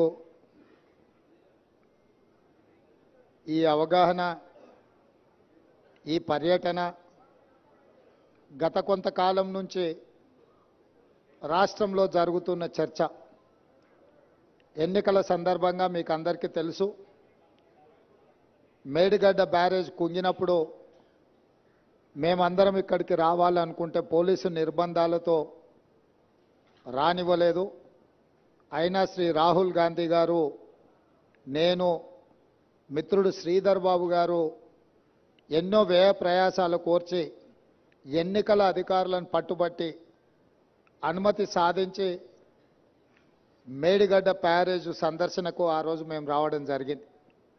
అయితే ఆ రోజు ఎన్నికల ప్రణాళికలో భాగంగా పూర్తి స్థాయిలో ప్రాజెక్టు యొక్క కుంగుబాటు కానీ జరిగిన అవకతవకల మీద పూర్తిగా చూడడానికి సమయము సరిపోలేదు. అదేవిధంగా గత ప్రభుత్వము ఏమాత్రం ఇటువైపు ఎవరిని రానియకుండా వాళ్ళు చేసిన తప్పిదాలు, కుంగిపోయిన మేడిగడ్డ బ్యారేజ్ను ఎవరు చూడకుండా కప్పిపుచ్చి తమ తప్పిదాల నుంచి తప్పించుకోవాలనే ప్రయత్నం చేయడము, అదేవిధంగా మా ప్రభుత్వం అధికారంలోకి వచ్చిన తర్వాత నేషనల్ డ్యామ్ సేఫ్టీ అథారిటీ ఏదైనా ఇచ్చిన నివేదిక, ఈ ప్రాతిపదికన విజిలెన్స్ అండ్ ఎన్ఫోర్స్మెంట్ అని ఉత్తమ్ కుమార్ రెడ్డి గారు ఆదేశాలు ఇచ్చి జరిగిన అవకతవకల మీద విచారణ చేపట్టి ప్రాథమికంగా ఒక నివేదికను ఇవ్వమని చెప్పడంతో వారు నివేదికను రాష్ట్ర ప్రభుత్వానికి ఇవ్వడం జరిగింది. ఆ నివేదికలో ప్రాజెక్టుల యొక్క డిజైన్స్లో లోపము, ప్రాజెక్టుల యొక్క నిర్మాణంలో లోపము, ప్రాజెక్టుల యొక్క నిర్వహణలో లోపము, ప్రాజెక్టుల యొక్క అంచనా, ఒక్క మేడిగడ్డ విషయానికి వస్తే 1800 చిల్లర కోట్లతో మొదలుపెట్టి 4000కు పైగా కోట్లకు పెంచి అంచనాలను పెంచి పాల్పడిన అవినీతి. ఇదే కాకుండా ఈ మధ్యకాలంలో పత్రికలలో చూస్తున్నాం, కాగ్ నివేదిక ఇచ్చింది, పెద్ద ఎత్తున కాళేశ్వరం ప్రాజెక్టులో అవినీతి జరిగింది, 1000 కోట్ల రూపాయల దోపిడీ పాల్పడ్డారు అని చెప్పి ప్రతిపక్ష పార్టీలుగా మేము చేసిన ఆరోపణ కాదు, కాగ్ ఇచ్చిన నివేదిక, విజిలెన్స్ అండ్ ఎన్ఫోర్స్మెంట్ ఇచ్చిన నివేదిక.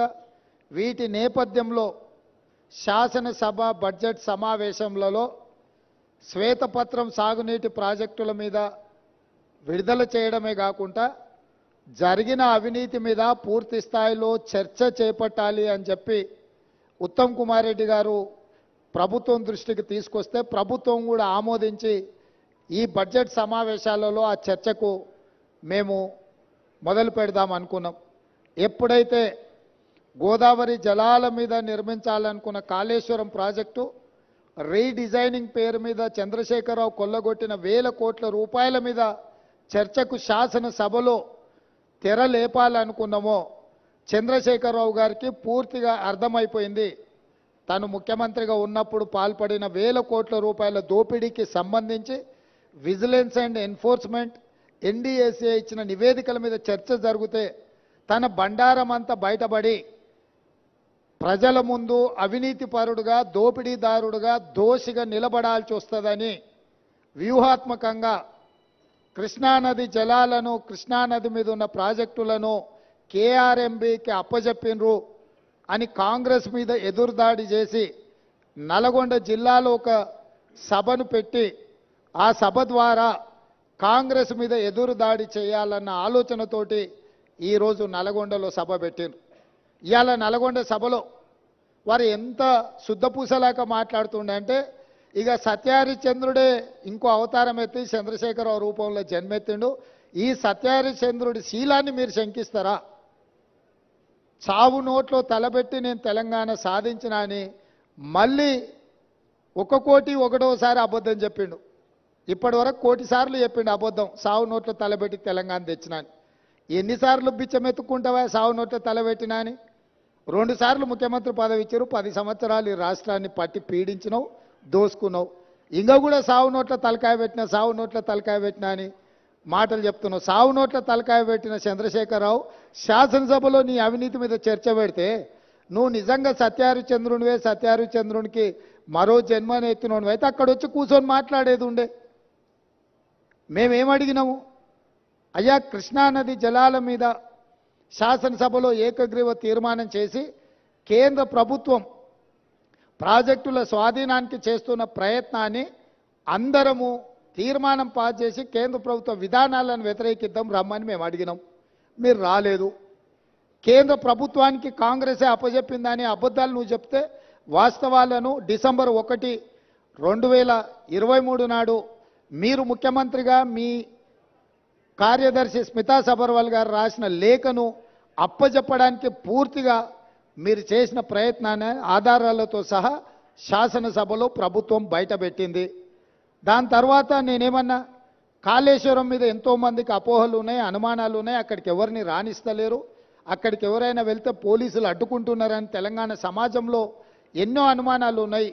ఈ అనుమానాలను నివృత్తి చేయడానికి మంత్రులను, ప్రజాప్రతినిధులను, పత్రికా మిత్రులను అందరినీ తీసుకొని వెళ్ళి వాళ్ళకి చూపిద్దాము, అందరం కలిసికట్టుగా వెళ్దామని మా మంత్రి గారు మీకు లేఖ రాయడం జరిగింది. లేఖతో పాటు 13 తారీఖు నాడు వెళ్దామని మేము అన్నాము. ఒకవేళ మీకు ఏవైనా ఇతరత్ర కార్యక్రమాలు ఉంటే మీరు తారీఖు మార్చమన్నా మారుస్తామని చెప్పి శాసనసభలోనే స్వయంగా నేనే మీకు చెప్పడం జరిగింది.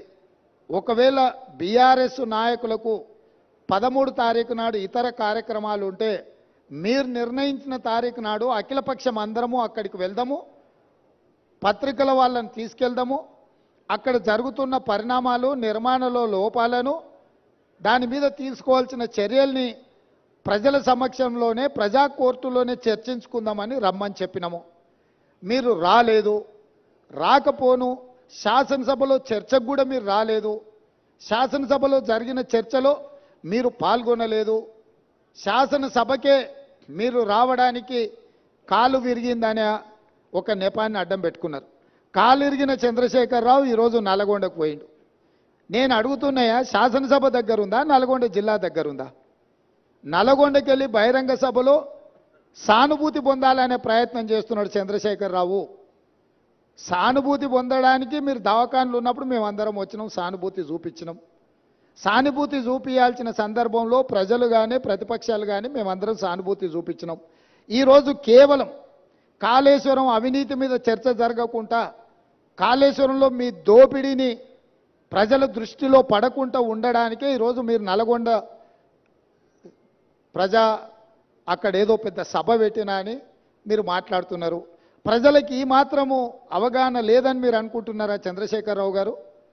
కాళేశ్వరం అవినీతి మీద దోపిడీ మీద చర్చకు వచ్చిన సందర్భంలో మీరు కృష్ణానది జలాల మీద ఉన్న ప్రాజెక్టులను అన్నిటిని కూడా కేంద్రానికి అప్పజెప్పినరు అని చెప్పి నల్గొండ జిల్లాలో మీరు బహిరంగ సభ పెట్టి ఇక్కడికి రాకుంటే తప్పించుకున్నారు.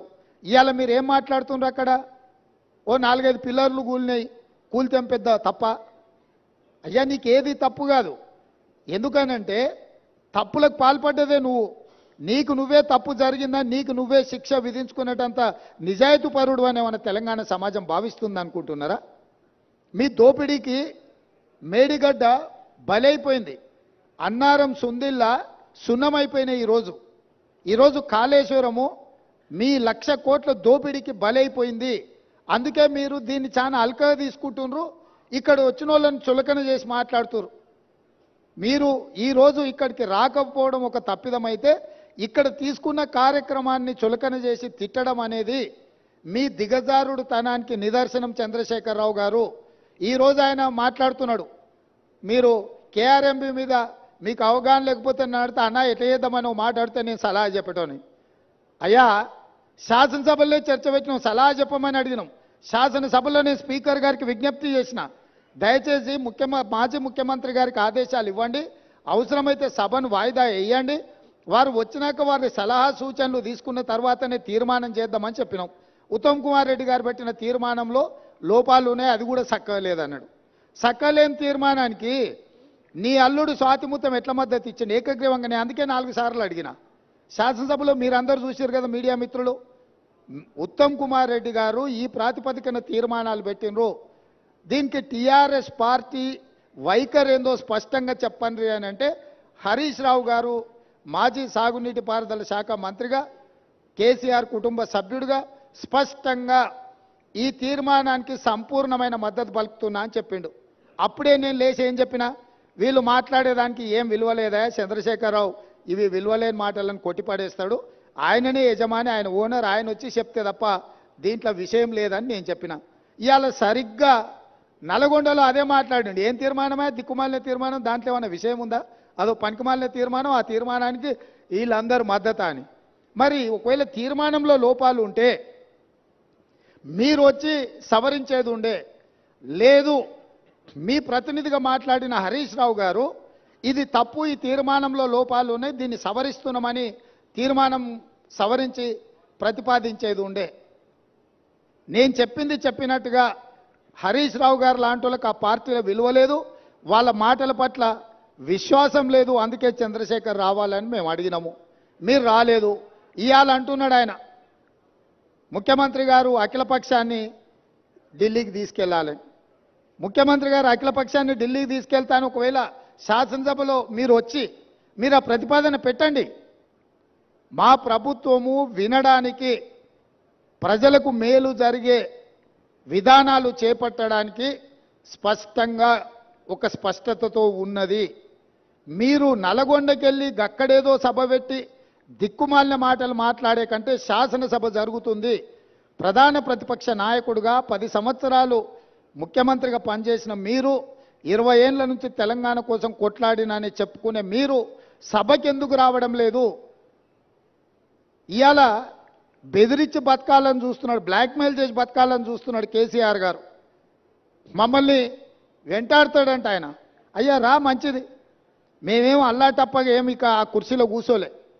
ప్రజల దగ్గరికి వెళ్ళి ప్రజలు ఓట్లేసి ప్రజలు ఎన్నుకున్న ప్రభుత్వం అక్కడ ఉంది. నీలాక ఉద్యమ ముసుగులో మంది పిల్లలను చంపి మేము కుర్చీ ఎక్కలేదు. చచ్చిపోయిన కుటుంబాలను ఆదుకుంటూ మేము ఇవాళ ప్రభుత్వాన్ని ఏర్పాటు చేసినాము. ఏర్పాటు చేసిన ప్రభుత్వంలో మేము ప్రజలకు అవసరమైన నిర్ణయాలు తీసుకుంటున్నాము. నిజంగానే నేను చంద్రశేఖరరావు గారిని సూటిగా అడుగుతున్నా, మీరు ఈ లోపాలలో కాళేశ్వరంలో జరిగిన అవినీతిలో మీకు భాగస్వామ్యం లేకపోతే మీరు ఎందుకు భయపడుతున్నారు కాళేశ్వరం రావడానికి? మీరెందుకు చర్చకు రావడం లేదు? మేడిగడ్డ కుంగిపోయినప్పటి నుంచి ఈ రోజు వరకు చంద్రశేఖరరావు గారు ఏ రోజు కూడా కుంగిపోయిన మేడిగడ్డ మీద కానీ, అన్నారం మీద కానీ, సుందిళ్ళ మీద కానీ మీరు ఒక్క మాట ఎందుకు మాట్లాడతలేరు? శాసనసభలో చర్చ పెడితే మీరు మొహం ఎందుకు చాటేసిండ్రు? అదేవిధంగా కేఆర్ఎంబీ మీద ప్రాజెక్టులను అప్పచెప్తున్నామని చెప్పి మీ కార్యదర్శి గారు మాట్లాడిన విషయాలు ఉత్తమ్ కుమార్ రెడ్డి గారు లేఖ బయట పెడితే దాని మీద మీరు ఎందుకు స్పందిస్తలేరు? మీ కార్యదర్శి గారు మీ అనుమతి తీసుకొని లేఖ రాసినా, మీ అనుమతి లేకుంటేనే లేఖ రాసినా ప్రజలకు వివరించాల్సిన బాధ్యత మీకు లేదా? ఈరోజు కాళేశ్వరం అవినీతి మీద చర్చ జరిగినప్పుడు ఈ అవినీతి గురించి చర్చ జరగకుండా ఉండాలి అని, ఈ సమస్యను తప్పుదోవ పట్టించాలని ఈరోజు మీరు నల్గొండలో మీటింగ్ పెట్టినరు. మీరు మీటింగులు పెట్టి రాష్ట్రానికి ఏదైనా ప్రయోజనం చేకూర్చే మాటలు ఏమైనా మాట్లాడినరా? ఆయన అక్కడి నుంచి మాట్లాడుతున్నాడు మళ్ళీ అధికారంలోకి వస్తామని. నువ్వు చేసిన పనికి నిన్న అధికారంలోకా? ముందే ప్రజలకి విషయాలు తెచ్చుంటే ఆ ప్రతిపక్ష హోదా కూడా నీకు రాకపోతుండే. ఇవాళ ప్రతిపక్ష నాయకుడిగా నీ బాధ్యతను నువ్వు నెరవేర్చకుండా పారిపోయి శాసనసభకు రాకుండా ముఖం చాటేసి ఇంకెక్కడికి వెళ్తావని నేను అడుగుతున్నా. మీకు 39 మంది ఎమ్మెల్యేలను ఇచ్చి ప్రతిపక్ష నాయకుడు హోదా ఇస్తే సభలోకి వచ్చి సమస్యల మీద చర్చించకుండా పారిపోయి ఈరోజు మీరు ఏ రకంగా ప్రజల ముందుకు వస్తారు? ఏ ముఖం పెట్టుకొని వచ్చిండ్రు? ఈరోజు నల్గొండ జిల్లా ప్రజల్ని మీరు ఏం వంచడానికి ఈరోజు అక్కడికి వెళ్ళిండ్రు? ఆయనకి ఇప్పుడు మళ్ళీ ఫ్లోరైడ్ బాధ గుర్తొచ్చింది. ఎందుకంటే కుర్చీ పోయింది కదా. కుర్చీ పోగానే కేసీఆర్కు గుర్తొచ్చేది నీళ్లు, నల్గొండ జిల్లా ఫ్లోరైడ్ బాధితులు. ఎంతసేపు అయ్యా వాళ్ళ బాధల పునాదుల మీద అధికారాన్ని ఎక్కాలని ఆలోచన చేస్తున్నావు? ఇప్పుడు నీ అబద్ధాలను నమ్మడానికి తెలంగాణ సమాజం సిద్ధంగా ఉందని ఇంకా నువ్వు అనుకుంటున్నావా?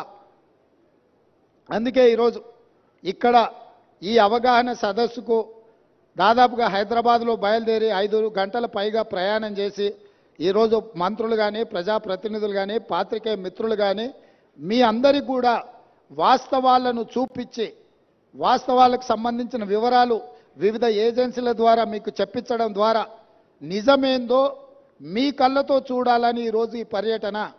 ఈ నిజాన్ని మీ కళ్ళతో చూసిండ్రు. ఈ వాస్తవాలను సమాజానికంతా మీరు చెప్పండి. న్యూయార్క్లో ఇది ఒక మ్యాన్ మేడ్ వండర్ అని చెప్పి న్యూయార్క్ స్క్వేర్లో ప్రకటనలు తీసుకుర్రు. నేషనల్ మీడియాలో ఇక దాని కథ చెప్పనంతగా కథలు చెప్పుకుర్రు. అందుకే నేను నేషనల్ మీడియా వాళ్ళని కూడా ఈరోజు రిక్వెస్ట్ చేస్తున్నా, మీ నేషనల్ మీడియాలో చూపించండి కుంగిపోయిన మేడిగడ్డను, పగిలిపోయిన బ్యారేజ్ను, దోపిడీ జరిగిన నిధులు, అదేవిధంగా విజిలెన్స్ అండ్ ఎన్ఫోర్స్మెంట్ ఇచ్చిన నివేదికను, నేషనల్ డ్యామ్ సేఫ్టీ అథారిటీ వాళ్ళు ఇచ్చిన రిపోర్ట్స్ని, టెక్నికల్ అండ్ అదర్ ఇష్యూస్లో వాళ్ళు ఇచ్చిన నివేదికలను అన్నిటిని కూడా మీరు చర్చకు పెట్టండి.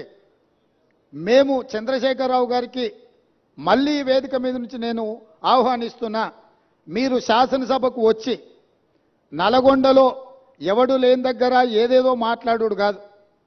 మీ గౌరవాన్ని మేమేం తగ్గించం. ప్రధాన ప్రతిపక్ష నాయకుడిగా సభలో మీరు తెలంగాణ సమాజానికి ప్రయోజనం చేకూర్చే ఏ సూచనలు ఇచ్చినా ఈ ప్రభుత్వం వినడానికి సిద్ధంగా ఉంది. రేపు ఉదయం సభకు రాండి దయచేసి. ప్రత్యేకమైన ఎట్లాగూ శ్వేతపత్రం సాగునీటి ప్రాజెక్టుల మీద ఉత్తమ్ కుమార్ రెడ్డి గారు ప్రవేశపెట్టబోతున్నారు. చర్చలో పాల్గొనండి, మీరు సూచనలు ఇవ్వండి, ప్రతిపక్ష పార్టీ నాయకుడిగా మీ బాధ్యతల్ని నెరవేర్చండి. మీ స్వార్థం మీ అధికారం కోసం కాకుండా ప్రజల కోసం ఒక్క క్షణమైన ఆలోచన చేయమని నేను అడుగుతున్నా. నేను మొన్న కూడా చెప్పిన, ఈరోజు చెప్తున్నా, కృష్ణానది జలాలు కేంద్ర ప్రభుత్వానికి అప్పచెప్పడంలో ఏనుగు పోయింది, తోక మాత్రమే మిగిలింది. ఇప్పుడు ఆ తోక పట్టుకొని ఏనుగును గుంజే ప్రయత్నం మా ప్రభుత్వం చేస్తుంది. అన్ని పాపాలకు నువ్వే కారణం. నువ్వే అప్పచెప్పినావు, అప్పచెప్పడానికి నిధులు పెట్టినావు, బడ్జెట్ ఆమోదింపజేసినావు, అప్పచెప్పడానికి అవసరమైన లేఖలు రాసినావు.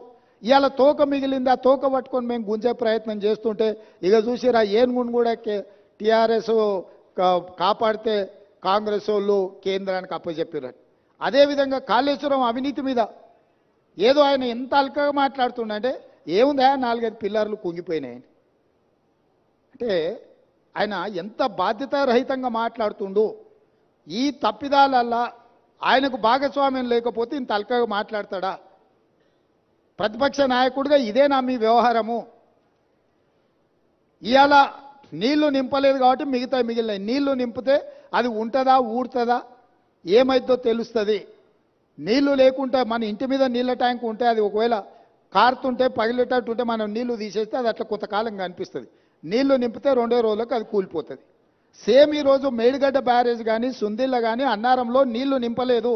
నీళ్లు నింపితే పెను ప్రమాదం పొంచి ఉన్నది. నీళ్లు నింపినామంటే అంత కొట్టుకపోతుంది. ఈరోజు నీళ్లు లేకుంటే ఎండబెట్టినాం కాబట్టి అది అట్లా నిలబడి ఉన్నది. అది ఏ క్షణమైనా కుప్పగూలడానికి సిద్ధంగా ఉంది. మీరే కళ్ళతో చూసిండ్రు. మేడిగడ్డ బ్యారేజు 1.5 మీటర్ దాదాపుగా 5 ఫీట్లు భూమిలోకి కుంగిపోయింది. ఇది మేం చెప్పడం లేదు, సాంకేతిక నిపుణులు చెప్తున్నారు. కళ్ళకు గట్టినట్టుగా పగుళ్ళు కనిపిస్తున్నాయి. కాంక్రీట్ స్ట్రక్చర్స్ అంత వర్టికల్గా క్రాక్స్ వచ్చి ఉంటే దాని ఒక చిన్న సంఘటన కింద ముఖ్యమంత్రి గారు, మాజీ ముఖ్యమంత్రి గారు మాట్లాడుతున్నారు అని అంటే అసలు చంద్రశేఖరరావు గారి ఆలోచన, చేసిన తప్పిదాలను కప్పిపుచ్చుకోవడానికి చేస్తున్న ప్రయత్నము ఈరోజు తెలంగాణ సమాజం అంతా గమనించాల్సిన అవసరం ఉన్నది. అందుకే చంద్రశేఖరరావు గారు దయచేసి రేపటి శాసనసభ సమావేశాలకు మీరు హాజరు కండి. శాసనసభ సమావేశాలలో బడ్జెట్తో పాటు సాగునీటి పారుదల శాఖ మంత్రి ఉత్తమ్ కుమార్ రెడ్డి గారు ప్రవేశపెట్టే శ్వేతపత్రము సాగునీటి ప్రాజెక్టుల మీద మీరు చర్చలో పాల్గొనండి. మీరు ఆ చర్చలో శాసనసభలో మీ అనుభవాన్నంతా రంగరించి కృష్ణానది జలాల మీద నిర్మించిన ప్రాజెక్టులను ఏ విధంగా మనం కాపాడుకోవాలి, కేంద్ర ప్రభుత్వం కొట్లాడాలనో మీ అనుభవాన్ని అంతా ఉపయోగించి సూచనలు ఇవ్వండి. అదేవిధంగా 1000 కోట్ల దోపిడీ జరిగిన కాళేశ్వరం ప్రాజెక్టులు ఈరోజు ఎల్ఎన్టీ సంస్థను బ్లాక్ లిస్ట్ చేయాలనా వద్దా, ఎల్ఎన్టీ సంస్థ నిర్మాణం చేయకుంటేనే పూర్తయినట్టు సర్టిఫికెట్ పొందడాన్ని, సర్టిఫికెట్ ఇచ్చిన అధికారులను శిక్షించాలనా లేదా, మీ వైఖరి ఏంది? కాళేశ్వరం ప్రాజెక్టు మీద జరిగిన అవకతవకల మీద నీ పార్టీ వైఖరి, మాజీ ముఖ్యమంత్రిగా సాగునీటి పారుదల శాఖ మంత్రిగా మీది, హరీష్ రావు గారి వైఖరి శాసనసభ ద్వారా తెలంగాణ సమాజానికి, దేశ ప్రజలకు చెప్పాల్సిన బాధ్యత మీ మీద ఉన్నది. ఈరోజు మీరు నల్గొండలో మాట్లాడిన మాటలు చూస్తే నాకు కాలు ఇరిగిపోయినా, చేత కాకపోయినా, నేను సభకు వచ్చినా, మీకోసం వచ్చినా అని అంటున్నావు. నువ్వు వాళ్ళ కోసం ఎన్నడూ రాలే. వాళ్ళ కోసం వచ్చే లక్షణమే నీకు లేదు. ఎందుకంటే ఎంతోమంది పిల్లలు చచ్చిపోతే, ఎంతోమంది ఆత్మహత్యలు చేసుకుంటే, ఎంతోమంది గొప్ప వ్యక్తులు చనిపోతే కూడా చూడని వ్యక్తివి నువ్వు. ఈరోజు నీ కుర్సీ పోయింది కాబట్టి ఆ కుర్సీని ఎత్తుక్కుంటా మళ్ళీ నల్గొండకి వెళ్ళావు. ఎందుకంటే ఖమ్మము, నల్గొండ, మహబూబ్నగర్లో 36 సీట్లు ఉన్నాయి. ఖమ్మంలో 10, నల్గొండలో 12, మహబూబ్నగర్లో 14. ఖమ్మంలో 1 సీటు గెలిచాడు, నల్గొండ 1 సీటు గెలిచాడు, మహబూబ్నగర్లో 2 సీట్లు గెలిచాడు. 36 సీట్లల్లో ఈ మొనగానికి వచ్చినాయి 4 సీట్లు. రేపు పార్లమెంట్లో పూర్తిగా కాంగ్రెస్ పార్టీ గెలవడానికి అవకాశం ఉంది కాబట్టి ఏదో రకంగా సానుభూతి పొందైనా, నాకు కాలు లేదు, నేను అవుటివాడిని, నేను నడవలేకపోతున్నా అని అడుక్కోవడానికి, ఓట్లు అడుక్కోవడానికి వేసిన ఎత్తుగడ. ఈరోజు నువ్వు నల్గొండ జిల్లాకు నీ పట్ల సానుభూతి చూపించారు చంద్రశేఖరరావు. ఎందుకనంటే నువ్వు పచ్చిగా పట్టుబడ్డావు అవినీతి పరుడుగా. ఈ తెలంగాణను దోసుకున్నావు కాబట్టి నిన్న కుర్చీలకి వెళ్ళి దించిండ్రు. దించి 60 రోజులు కూడా కాలేదు, అప్పుడే అడుక్కునే పని మొదలుపెట్టిన అవతారం మార్చి. ఇప్పుడు ఎక్స్ట్రా ఏమొచ్చిందంటే వీల్ చైర్ వచ్చింది. ఒకప్పుడేమో మంచంలో వండుకున్నాను నిజాం హాస్పిటల్లో, దాంతో సానుభూతి పొందిండు. ఆ కథ 10 ఏళ్ళు అక్కడికి వచ్చింది ఆయనకు. ఇప్పుడు ఆ కథ పోయింది కాబట్టి వీల్ చైర్కు వచ్చిండు. నల్గొండకు పోగలిగినోనివి గా పక్కలున్న కూతవేటి దూరంలో ఉన్న శాసనసభకు రాలేవా? ఎందుకు వస్తలేవు? బండారం బయటపడుతుందనా? లేకపోతే పచ్చిగా పట్టుబడి నీ దోపిడీ ప్రజలకంత అర్థమవుతుందనా? ఆయన ఏదో మమ్మల్ని భయపెట్టాలని చూస్తుండు. భయపడనని ప్రగల్భాలు పడుతూ భయపడకు, రా సభకు రా. ఎవరొద్దంటారు నిన్ను? సభలో వచ్చి మాట్లాడు. నేను స్పీకర్ గారికి విజ్ఞప్తి చేసిన, చంద్రశేఖరరావు గారు వస్తే ఎంతసేపు మాట్లాడతాడో అధ్యక్ష మీరు మైక్ ఇవ్వండి, వారి అనుభవం అంతా ఉపయోగించి ఏం మాట్లాడతారో మాట్లాడండి. మేము కూడా విజ్ఞప్తి చేసినాం స్పీకర్ గారికి. స్పీకర్ గారు కూడా మీకు స్వేచ్ఛగా మీ పార్టీకి మైక్ ఇస్తున్నాడు, ఎక్కడ మీ మైక్ కూడా కట్ చేయలేదు.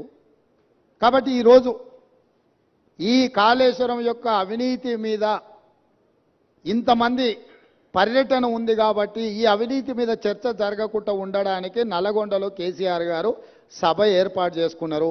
నల్గొండ జిల్లాలో మనుషులు దొరక్కపోతే పాత ఉమ్మడి మహబూబ్నగర్ జిల్లాలో కల్వకుర్తి నుంచి బస్సులు పెట్టి జనాలను దొలకపోయారా? బస్సులు 100 ఉన్నాయి, మంది 10 మంది ఊరు. నీ ఏషం అట్లుంది చంద్రశేఖరరావు.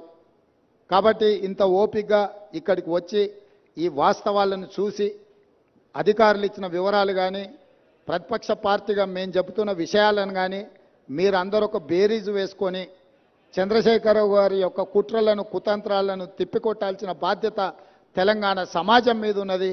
కవులు, కళాకారులు, మేధావులు అందరూ కూడా కాళేశ్వరానికి రండి. ఒకప్పుడు కాళేశ్వరం ప్రాజెక్టు కట్టినప్పుడు ప్రారంభోత్సవానికి జగన్మోహన్ రెడ్డి గారిని పిలిచిండ్రు, ఫడ్నవీస్ గారిని పిలిచిండ్రు. గ్రామాల నుంచి బస్సులు పెట్టి వేలాది మందిని తరలించండి ఇక్కడికి. మరి ఇవాళ అదే కాళేశ్వరం చూడడానికి ప్రతిపక్షాలను తెస్తే ఒక్క టీఆర్ఎస్ ఆయన కూడా పత్తకలేడు. మీరు అద్భుతం కట్టినప్పుడు ఈ అద్భుతాన్ని చెప్పుకోవడానికి మీకు మంచి అవకాశం కదా. ఈ అద్భుతాన్ని చూడడానికి చూపించడానికి మీరు రావచ్చు కదా. మర్చిపోయినా, కరెక్టే. పొద్దున వచ్చేటప్పుడు చెప్పినాం, అయ్యా మీకు ఏదైనా ఇబ్బంది ఉంటే హెలికాప్టర్ కూడా ఉన్నది, దాంట్లో రాని, మేము బై రోడ్ పోతున్నాం, మీకోసం హెలికాప్టర్ సిద్ధంగా పెట్టినామని. ఆయన ఇప్పుడు చెప్తున్నాం మేము కూడా పోతాం తర్వాత అని. ఏడుకోతావా? కాళేశ్వరం కాదు, కాశీకి పోవాలి నువ్వు. ఇంకా బిచ్చమెత్తుకోవడానికి ఇంకా నీకు మిగిలింది అది ఒకటే. కాశీకి పోయి సన్యాసం పుచ్చుకోవాల్సిందే చంద్రశేఖరరావు నువ్వు. సరే, ఇక ఆయన చీకటి మిత్రుడు. బీజేపీ వాళ్ళు కూడా ఎవరు రాలే ఇప్పటి వరకు. కేసీఆర్ అవినీతి మీద గొప్ప గొప్ప మాటలు మాట్లాడిన కిషన్ రెడ్డి గారు వాళ్ళ ఎమ్మెల్యేలు రాకుండా అడ్డుకున్నాడు. మీరు పొత్తు పెట్టుకుంటే పొత్తు పెట్టుకోండి, ఎవరో అన్నారు. ఎన్ని రోజులు చీకట్లో పొత్తు పెట్టుకుంటారు? రాబోయే పార్లమెంట్ ఎన్నికలలో మీ పొత్తు సంగతి ప్రజలకు ఎట్లాగో చెప్పాల్సే వస్తుంది. ఈరోజు ఎంతసేపు ఉన్నా జ్యుడిషియల్ ఎంక్వైరీ వద్దు, మా చేతికి రాని. ఎందుకంటే మీ చేతికి ఇస్తే మీరు వాళ్ళు కలిసి కూర్చొని మాట్లాడుకుంటారు చీకట్ల. బీజేపీ వాళ్ళు వస్తారని మేము ఆశించినాం. ఎందుకంటే ఇంతకాలం కేసీఆర్ అవినీతి మీద సిబిఐ కేసులపై చెప్పురు, కేసీఆర్ అవినీతిని తేల్చాలి అని అన్నారు. మరి కేసీఆర్ అవినీతిని తేల్చే అవకాశం వస్తే బీజేపీ ఎమ్మెల్యేలు ఎందుకు రాలేదు? సిపిఐ వచ్చింది, ఎంఐఎం వచ్చింది, బీజేపీ వాళ్ళు ఎందుకు రాలే? ఇవాళ రానోళ్ళు ఇద్దరే, బీఆర్ఎస్, బీజేపీ. మీ ఇద్దరు వైఖరి ఒకటేనా? మీరిద్దరు ఒకే రకంగా ఆలోచన చేస్తురా? మీరిద్దరు కలిసే ఈ విషయంలో ఒకే రకమైన విధానంతో ఉన్నారా? ఈరోజు బీజేపీ ఇది ప్రభుత్వ అధికారిక కార్యక్రమం, శాసనసభలో స్పీకర్ అనుమతితో ఏర్పాటు చేసిన కార్యక్రమం. ఇది కాంగ్రెస్ పార్టీ కార్యక్రమం కాదు. మాతో భిన్నాభిప్రాయాలు ఉండేవాళ్ళు కూడా ఇక్కడికి రావచ్చు. మా అభిప్రాయాలతో ఏకీభవించే వాళ్ళనే పిలవలే మేము. మా అభిప్రాయాలతో విభేదించే వాళ్ళని కూడా వాస్తవాలను చూడడానికి ఈరోజు ఇక్కడికి ఆహ్వానించినాము. కాబట్టి ఇప్పటికైనా బీజేపీ తమ వైఖరిని స్పష్టం చేయాలి. మీరు చంద్రశేఖరరావు గారి అవినీతిని కాపాడడానికి ఏమైనా ప్రయత్నం చేస్తారా? లేకపోతే చంద్రశేఖరరావును శాసనసభలో నిలదీసి జరిగిన అవినీతి మీద చర్యలు తీసుకోవడానికి రాష్ట్ర ప్రభుత్వానికి సహకరిస్తారా? మీ వైఖరి కూడా స్పష్టంగా చెప్పాల్సిందిగా బీజేపీని మేము డిమాండ్ చేస్తున్నాం.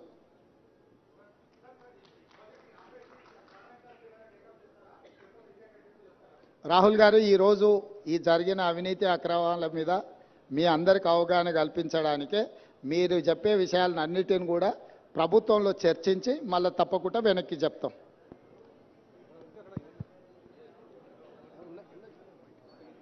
మైకే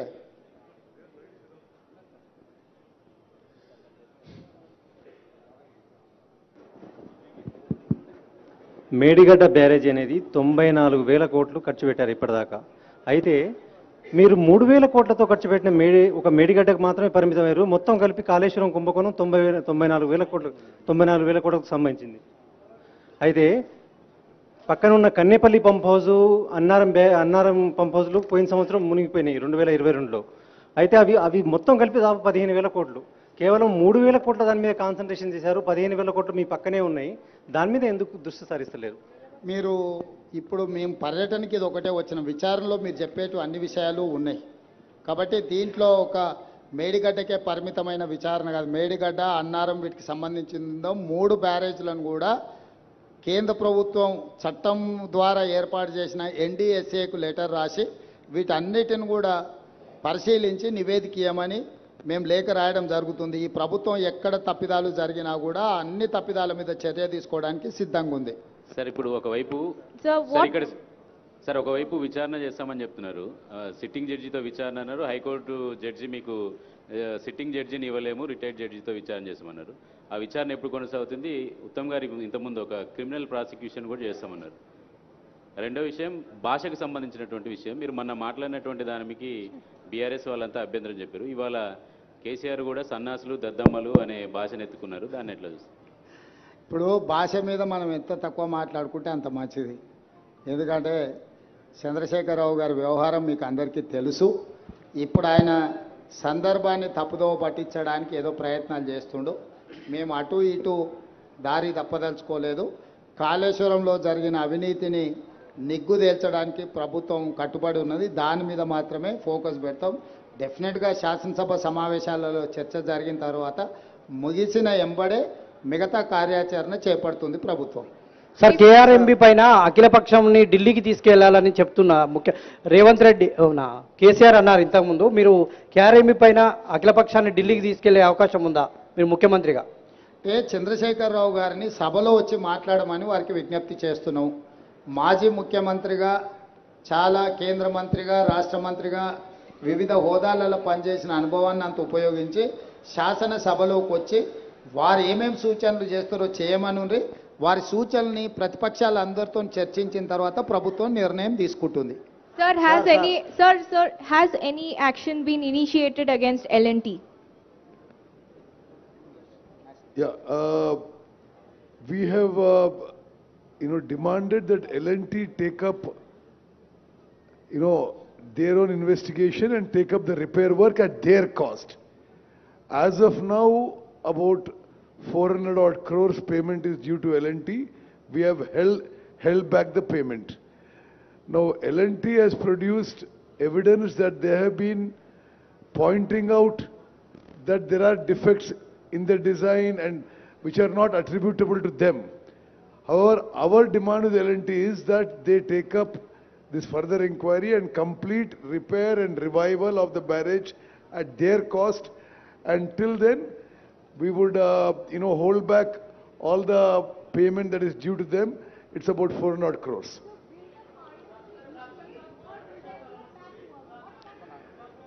See, at this stage, I cannot comment on this.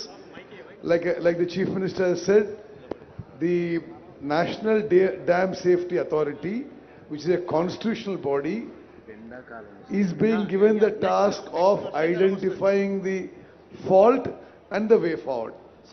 Sir మీ ముందు 4 months దాదాపు 3 months ఉంది. ఇంకా నివేదిక రావాలి. మీరు శాసనసభలో దీనికి సంబంధించినటువంటి ఎటువంటి విచారణ చేస్తారో తెలియాలి. 3 నెలలు గడిస్తే వర్షాకాలం వస్తుంది. ప్రాజెక్టు మరి ఆ లోపు అసలు ఏమి నిర్ణయం తీసుకుంటారు? అసలు ఈ వానాకాలం కాళేశ్వరం నీళ్లు తెలంగాణ ప్రజలకు మీరు పరిచయం చేసుకోండి. నేను లెనిన్ సార్, TV5 వరంగల్. సరే, ఒకటి మిత్రమా, ఇది అక్టోబర్ 21st ఈ సంఘటన జరిగింది.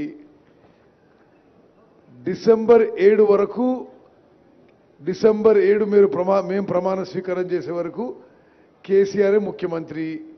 మేము ప్రమాణ స్వీకారం చేసి 2 నెలలు అయింది. ఈ 2 నెలల్లో దీని విషయంలో ఎంక్వైరీ, ఇన్వెస్టిగేషన్ ముందుకు తీసుకుపోయినాం. అదేవిధంగా నేషనల్ డ్యామ్ సేఫ్టీ అథారిటీకి ఈ విషయం అప్పచెప్పినాం. అట్ దిస్ స్టేజ్ ఆ యొక్క బ్యారేజీల యొక్క విషయంలో ద వే ఫార్వర్డ్ అది మేము ఇప్పుడు నేషనల్ డ్యామ్ సేఫ్టీ అథారిటీ యొక్క అడ్వైస్ మీద పోబోతున్నారని చెప్పి ఆన్ రికార్డ్ మీకు తెలియజేస్తాం.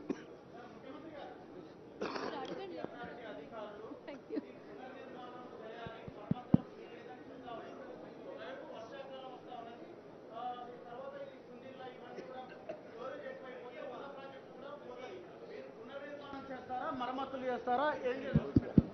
ఇప్పుడే మంత్రి గారు చెప్పిండ్రు, సాంకేతిక నిపుణులు ఇచ్చే నివేదికల ఆధారంగా ప్రభుత్వం చర్యలు ఉంటాయని. మీరే చెప్తున్నారు ఆ సాంకేతిక నిపుణులు ఇది పనికిరాదు, కొత్తది నిర్మించాలని చెప్పినని మీరే అంటున్నారు. ఇప్పుడు అది ఆపి దాంట్లో నీళ్లు నింపితే అది కొట్టుకపోతే జరిగే పరిణామాలను కూడా దృష్టిలో పెట్టుకోవాలి. అందుకే ఇంకా ఫర్దర్గా దీన్ని విశ్లేషించుకొని సాంకేతిక నిపుణుల సూచనల మేరకే ప్రభుత్వం ముందుకెళ్తుంది. హడావిడిగా ముందుకెళ్తే ఇప్పుడు కేసీఆర్ చేసినట్టే అవుద్ది. సో కేసీఆర్ చేసిన తప్పిదాలు ఈ ప్రభుత్వం కొనసాగించదలుచుకోలేదు. పూర్తి స్థాయిలో సాంకేతిక నిపుణులకు సూచన మేరకే ముందుకెళ్తాం. మేమెవరు ఇంజనీర్స్ కాదు, టెక్నికల్ ఎక్స్పర్ట్స్ మీ కాదు మేము. కాబట్టి సాంకేతిక నిపుణుల నివేదిక ప్రకారమే మా ప్రభుత్వం ముందుకెళ్తుంది. रेवंत जी, एक सवाल ये कि जिस तरीके से आपके विपक्षी पार्टी, आप बीजेपी ये कह रही है कि सीबीआई की जांच हो, क्यों मीडिया को लेकर जाया जा रहा है? बीआरएस कहती है, जैसे आपने भी कहा, कि 3 या 4 ही तो पिलर टूटे हैं. क्या कहना चाहेंगे जब वो ये कहते हैं कि इसको राजनीतिक तौर पर कीचड़ उछालने की कोशिश की जा रही है? और दूसरा सवाल, ये जो पैसा जनता का पैसा है, आपकी तरफ से भी कहा गया है, पैसा वसूली कैसे होगी? क्या सरकार की रणनीति है इस पर? मैं सीधा एक सवाल आपसे पूछना चाहता हूं, आपके माध्यम से मैं केसीआर साहब को एक सवाल पूछना चाहता हूं. केसीआर साहब के लिए 2 टांगे हैं, एक टांगे टूटे हुए तो क्या फर्क पड़ता है? अभी इसमें भी पिलर 2-4 टूटा हुआ है, क्या हो रहा है बोल के केसीआर जो बात बोल रहे हैं ना, उनके लिए भी 2 टांगे हैं. एक टांगे अगर टूट गए तो भी कुछ नहीं होने वाले हैं. क्यों दवाखाने को गया उन्होंने? क्यों डॉक्टर का नहीं गए? ये कोई बात है क्या? कोई ईमानदार आदमी बोलने का भाषा है क्या ये? तो इसीलिए मैं साफ कहना चाहता हूं, हमारे तरफ से जो कार्रवाई करना है हम वो हिसाब से हम कार्रवाई करेंगे. आगे हमारे सरकार जो इसमें जिसने कल्प्रिट से सबको पनिशमेंट दिलवा देंगे. वो ये एक तरीका से हम लोग ये प्रोसेस इनिशिएट किए. हम कोई पर्सनल जज्बाती से हम कुछ कार्रवाई करना नहीं चाह रहा है. एक हिसाब से एक तरीका से हम कार्रवाई करेंगे. इसमें केसीआर है, L&T कंपनी है और कौन कौन है, सबके लिए हम एक सिस्टम से पनिशमेंट दिलवाएंगे. CM garu For national media, I just want to highlight one issue. Medigadda barrage, Sundilla and Annaram barrages are the heart of the Kaleshwaram project. How shameful of a former chief minister to say that these barrages which form the core, the heart of the whole Kaleshwaram project costing 94,000 crores, there now one has collapsed, the other 2 NDSA said may collapse. So we can't do any water storage. So we are not doing any water storage and the entire project is non-operational. Now the people of Telangana on a total expenditure of 94,000 crores are paying 10,000 crores per year as interest and principal and loan repayment, and there is not a drop of water being used. Is how irresponsible and shameful for a former chief to say 3 pillars are gone, what is the big deal? You can't use the whole project. And how much of loss for the people of Telangana? No water, and you're paying 10,000 crores a year on this debt repayment. CM గారు కేంద్ర ప్రభుత్వము CBI ఎంక్వైరీకి లేఖ రాసింది. రాష్ట్ర ప్రభుత్వము గతంలో ఉన్న సీఎం గారు ఏమీ చెప్పలేరు. ఇప్పుడు రేవంత్ రెడ్డి గారు అంటే ఇప్పుడు ప్రభుత్వం కూడా ఏం డిమాండ్ చేయట్లేదు అనేది ఇంతకుముందు కిషన్ రెడ్డి గారు అన్నారు. దీనిపైన మీ స్పందన? ఇక ఆయన అతి తెలివితేటలకు నిదర్శనము. మేము ఆల్రెడీ జ్యుడిషియల్ ఎంక్వైరీకి ఇనిషియేట్ చేసినాం, క్యాబినెట్లో రెజల్యూషన్ పాస్ చేసినాం, అసెంబ్లీలో రెజల్యూషన్ పాస్ చేసినాం, సిట్టింగ్ జడ్జి కోసం అడిగినాము. సిబిఐ కంటే కూడా ఉన్నతమైన న్యాయ విచారణకు ఆదేశించినాము.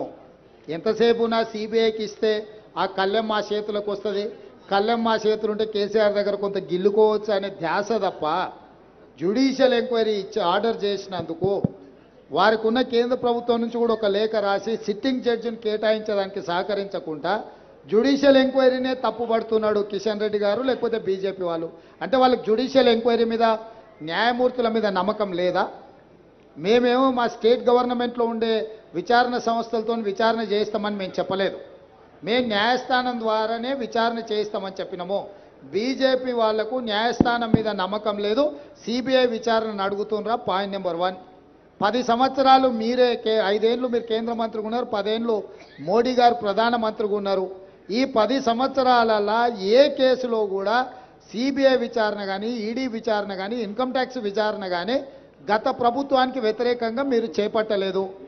ఈరోజు కాంగ్రెస్ పార్టీ మాకు లేఖ రాయలేదు, కేసీఆర్ జుట్టు కాంగ్రెస్ మా చేతికి అందించలేదు. ఇవన్నీ కూడా వింటుంటే కిషన్ రెడ్డి గారి పట్ల జాలి కలుగుతుంది. ఈరోజు ఎందుకు ఎమ్మెల్యేలను పంపించలేదు? వారు నాకు తెలిసి వరంగల్లోనే ఉన్నట్టున్నారు. సగం దూరం ఆల్రెడీ వచ్చిండు. ఇక కొంచెంకంత దూరం వస్తే కాళేశ్వరం చూసిటోడు కదా. ఎందుకు రావడం లేదు? వాళ్ళ అవినీతిని బట్టబయలు చేద్దాము, అవినీతి పరుల బండారం బయట పెడదామని ప్రభుత్వం పిలిచింది. ఇప్పుడు ప్రధానమంత్రిగా నరేంద్ర మోడీ గారు సమావేశానికి పిలిస్తే మేము వెళ్తలేమా? నరేంద్ర మోడీ గారి దగ్గర, జలశక్తి మంత్రి దగ్గరికి నేను ఉత్తమ్ కుమార్ రెడ్డి గారు వెళ్ళి ప్రభుత్వం చర్చలు చేపట్టలేదా? మేము పోయి నివేదికలు ఇవ్వలేదా? ఈరోజు రాష్ట్ర ప్రభుత్వంతో కలిసి రావడానికి మీకున్న సమస్య ఏంది?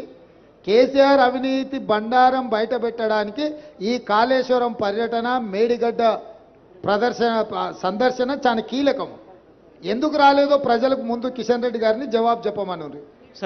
విజిలెన్స్ కమిటీ రిపోర్టే అనుకోండి, అదేవిధంగా డ్యామ్ సేఫ్టీ అథారిటీ నిర్వహణ, డిజైన్, క్వాలిటీ అన్ని లోపాలు ఉన్నాయంటే ఇవన్నీ కమిషన్లతో వ్యవహారం జరిగిందని అనుకుంటున్నాం. మరి వీటన్నింటికి అనుమతులు ఇచ్చింది కేంద్ర ప్రభుత్వం. అంటే ఈ కమిషన్లు ఎక్కడి నుంచి స్టార్ట్ అయింది అనుకుంటున్నారు? ఒకటి. రెండోది, ఇప్పుడు ఈ 3 పునరుద్ధరణ అంటాలకే 1000 కోట్లతో కూడుకున్న అంశం. మరి వీటన్నిటిని పక్కన పెట్టి పాతది ఏదైతే తమిడియాటి నుంచి ఎల్లంపల్లికి గ్రావిటీ ద్వారా వచ్చేది దాన్ని ఏమన్నా ఏమంటున్నాను? ఇవన్నీ కూడా నిపుణులతో చర్చించి తీసుకోవాల్సిన నిర్ణయాలు.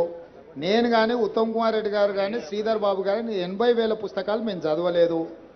మాకంత గొప్ప విజ్ఞానం కూడా ఉందని మేము భావించడం లేదు. మేము పొలిటికల్ ఎగ్జిక్యూటివ్స్ మాత్రమే. టెక్నికల్ ఎక్స్పర్ట్స్తో కూర్చొని వీటిని తొలగించి కొత్తది నిర్మాణం చేస్తే ప్రయోజనమా, లేకపోతే తుమ్మిడిఎట్టి దగ్గర ప్రాజెక్టు నిర్మించి గ్రావిటీతో నీళ్ళు ఇస్తే ప్రయోజనమా? సాంకేతిక నిపుణులతో చర్చించినాక మా ప్రభుత్వం ఒక నిర్దిష్టమైన నిర్ణయంతో ముందుకు వస్తుంది. ముందు మీకే వివరిస్తాం. మీ ప్రభుత్వ హయాంలో కొత్త ప్రాజెక్టులు కట్టే ఉద్దేశం ఏమైనా ఉందా సార్? ఏ కొత్త ప్రాజెక్టులే? ఇటు గోదావరి మీద, గోదావరి నది కావచ్చు, కృష్ణా నది మీద కావచ్చు, మీ ప్రభుత్వ హయాంలో కొత్త ప్రాజెక్టులు కట్టేటువంటి ఆలోచన ఏమైనా ఉందా? ఈ సమాధానమే మీకు సాంకేతిక నిపుణులు సలహాలు ఇస్తే డెఫినెట్ గా దాని పరిగణలోకి తీసుకుంటాం. Sir, I just want to ask, the Vigilance and Enforcement has given a scathing report. They said that there has been payments given, without even checking the completion and giving completion certificates. Now there is errors on the official side. What action are you taking on the officials? Already we have terminated that CE, and further we are going to recover that payments. If necessary, we are going to use R&R Act, Revenue Recovery Act. CM garu. Thank you. CM garu. Right, sir. Sir. గౌరవనీయులకి ముఖ్యమంత్రి గారు రేవంత్ రెడ్డి గారికి, సహచర మంత్రివర్గ పెద్దలు ఉత్తమ్ కుమార్ రెడ్డితో పాటు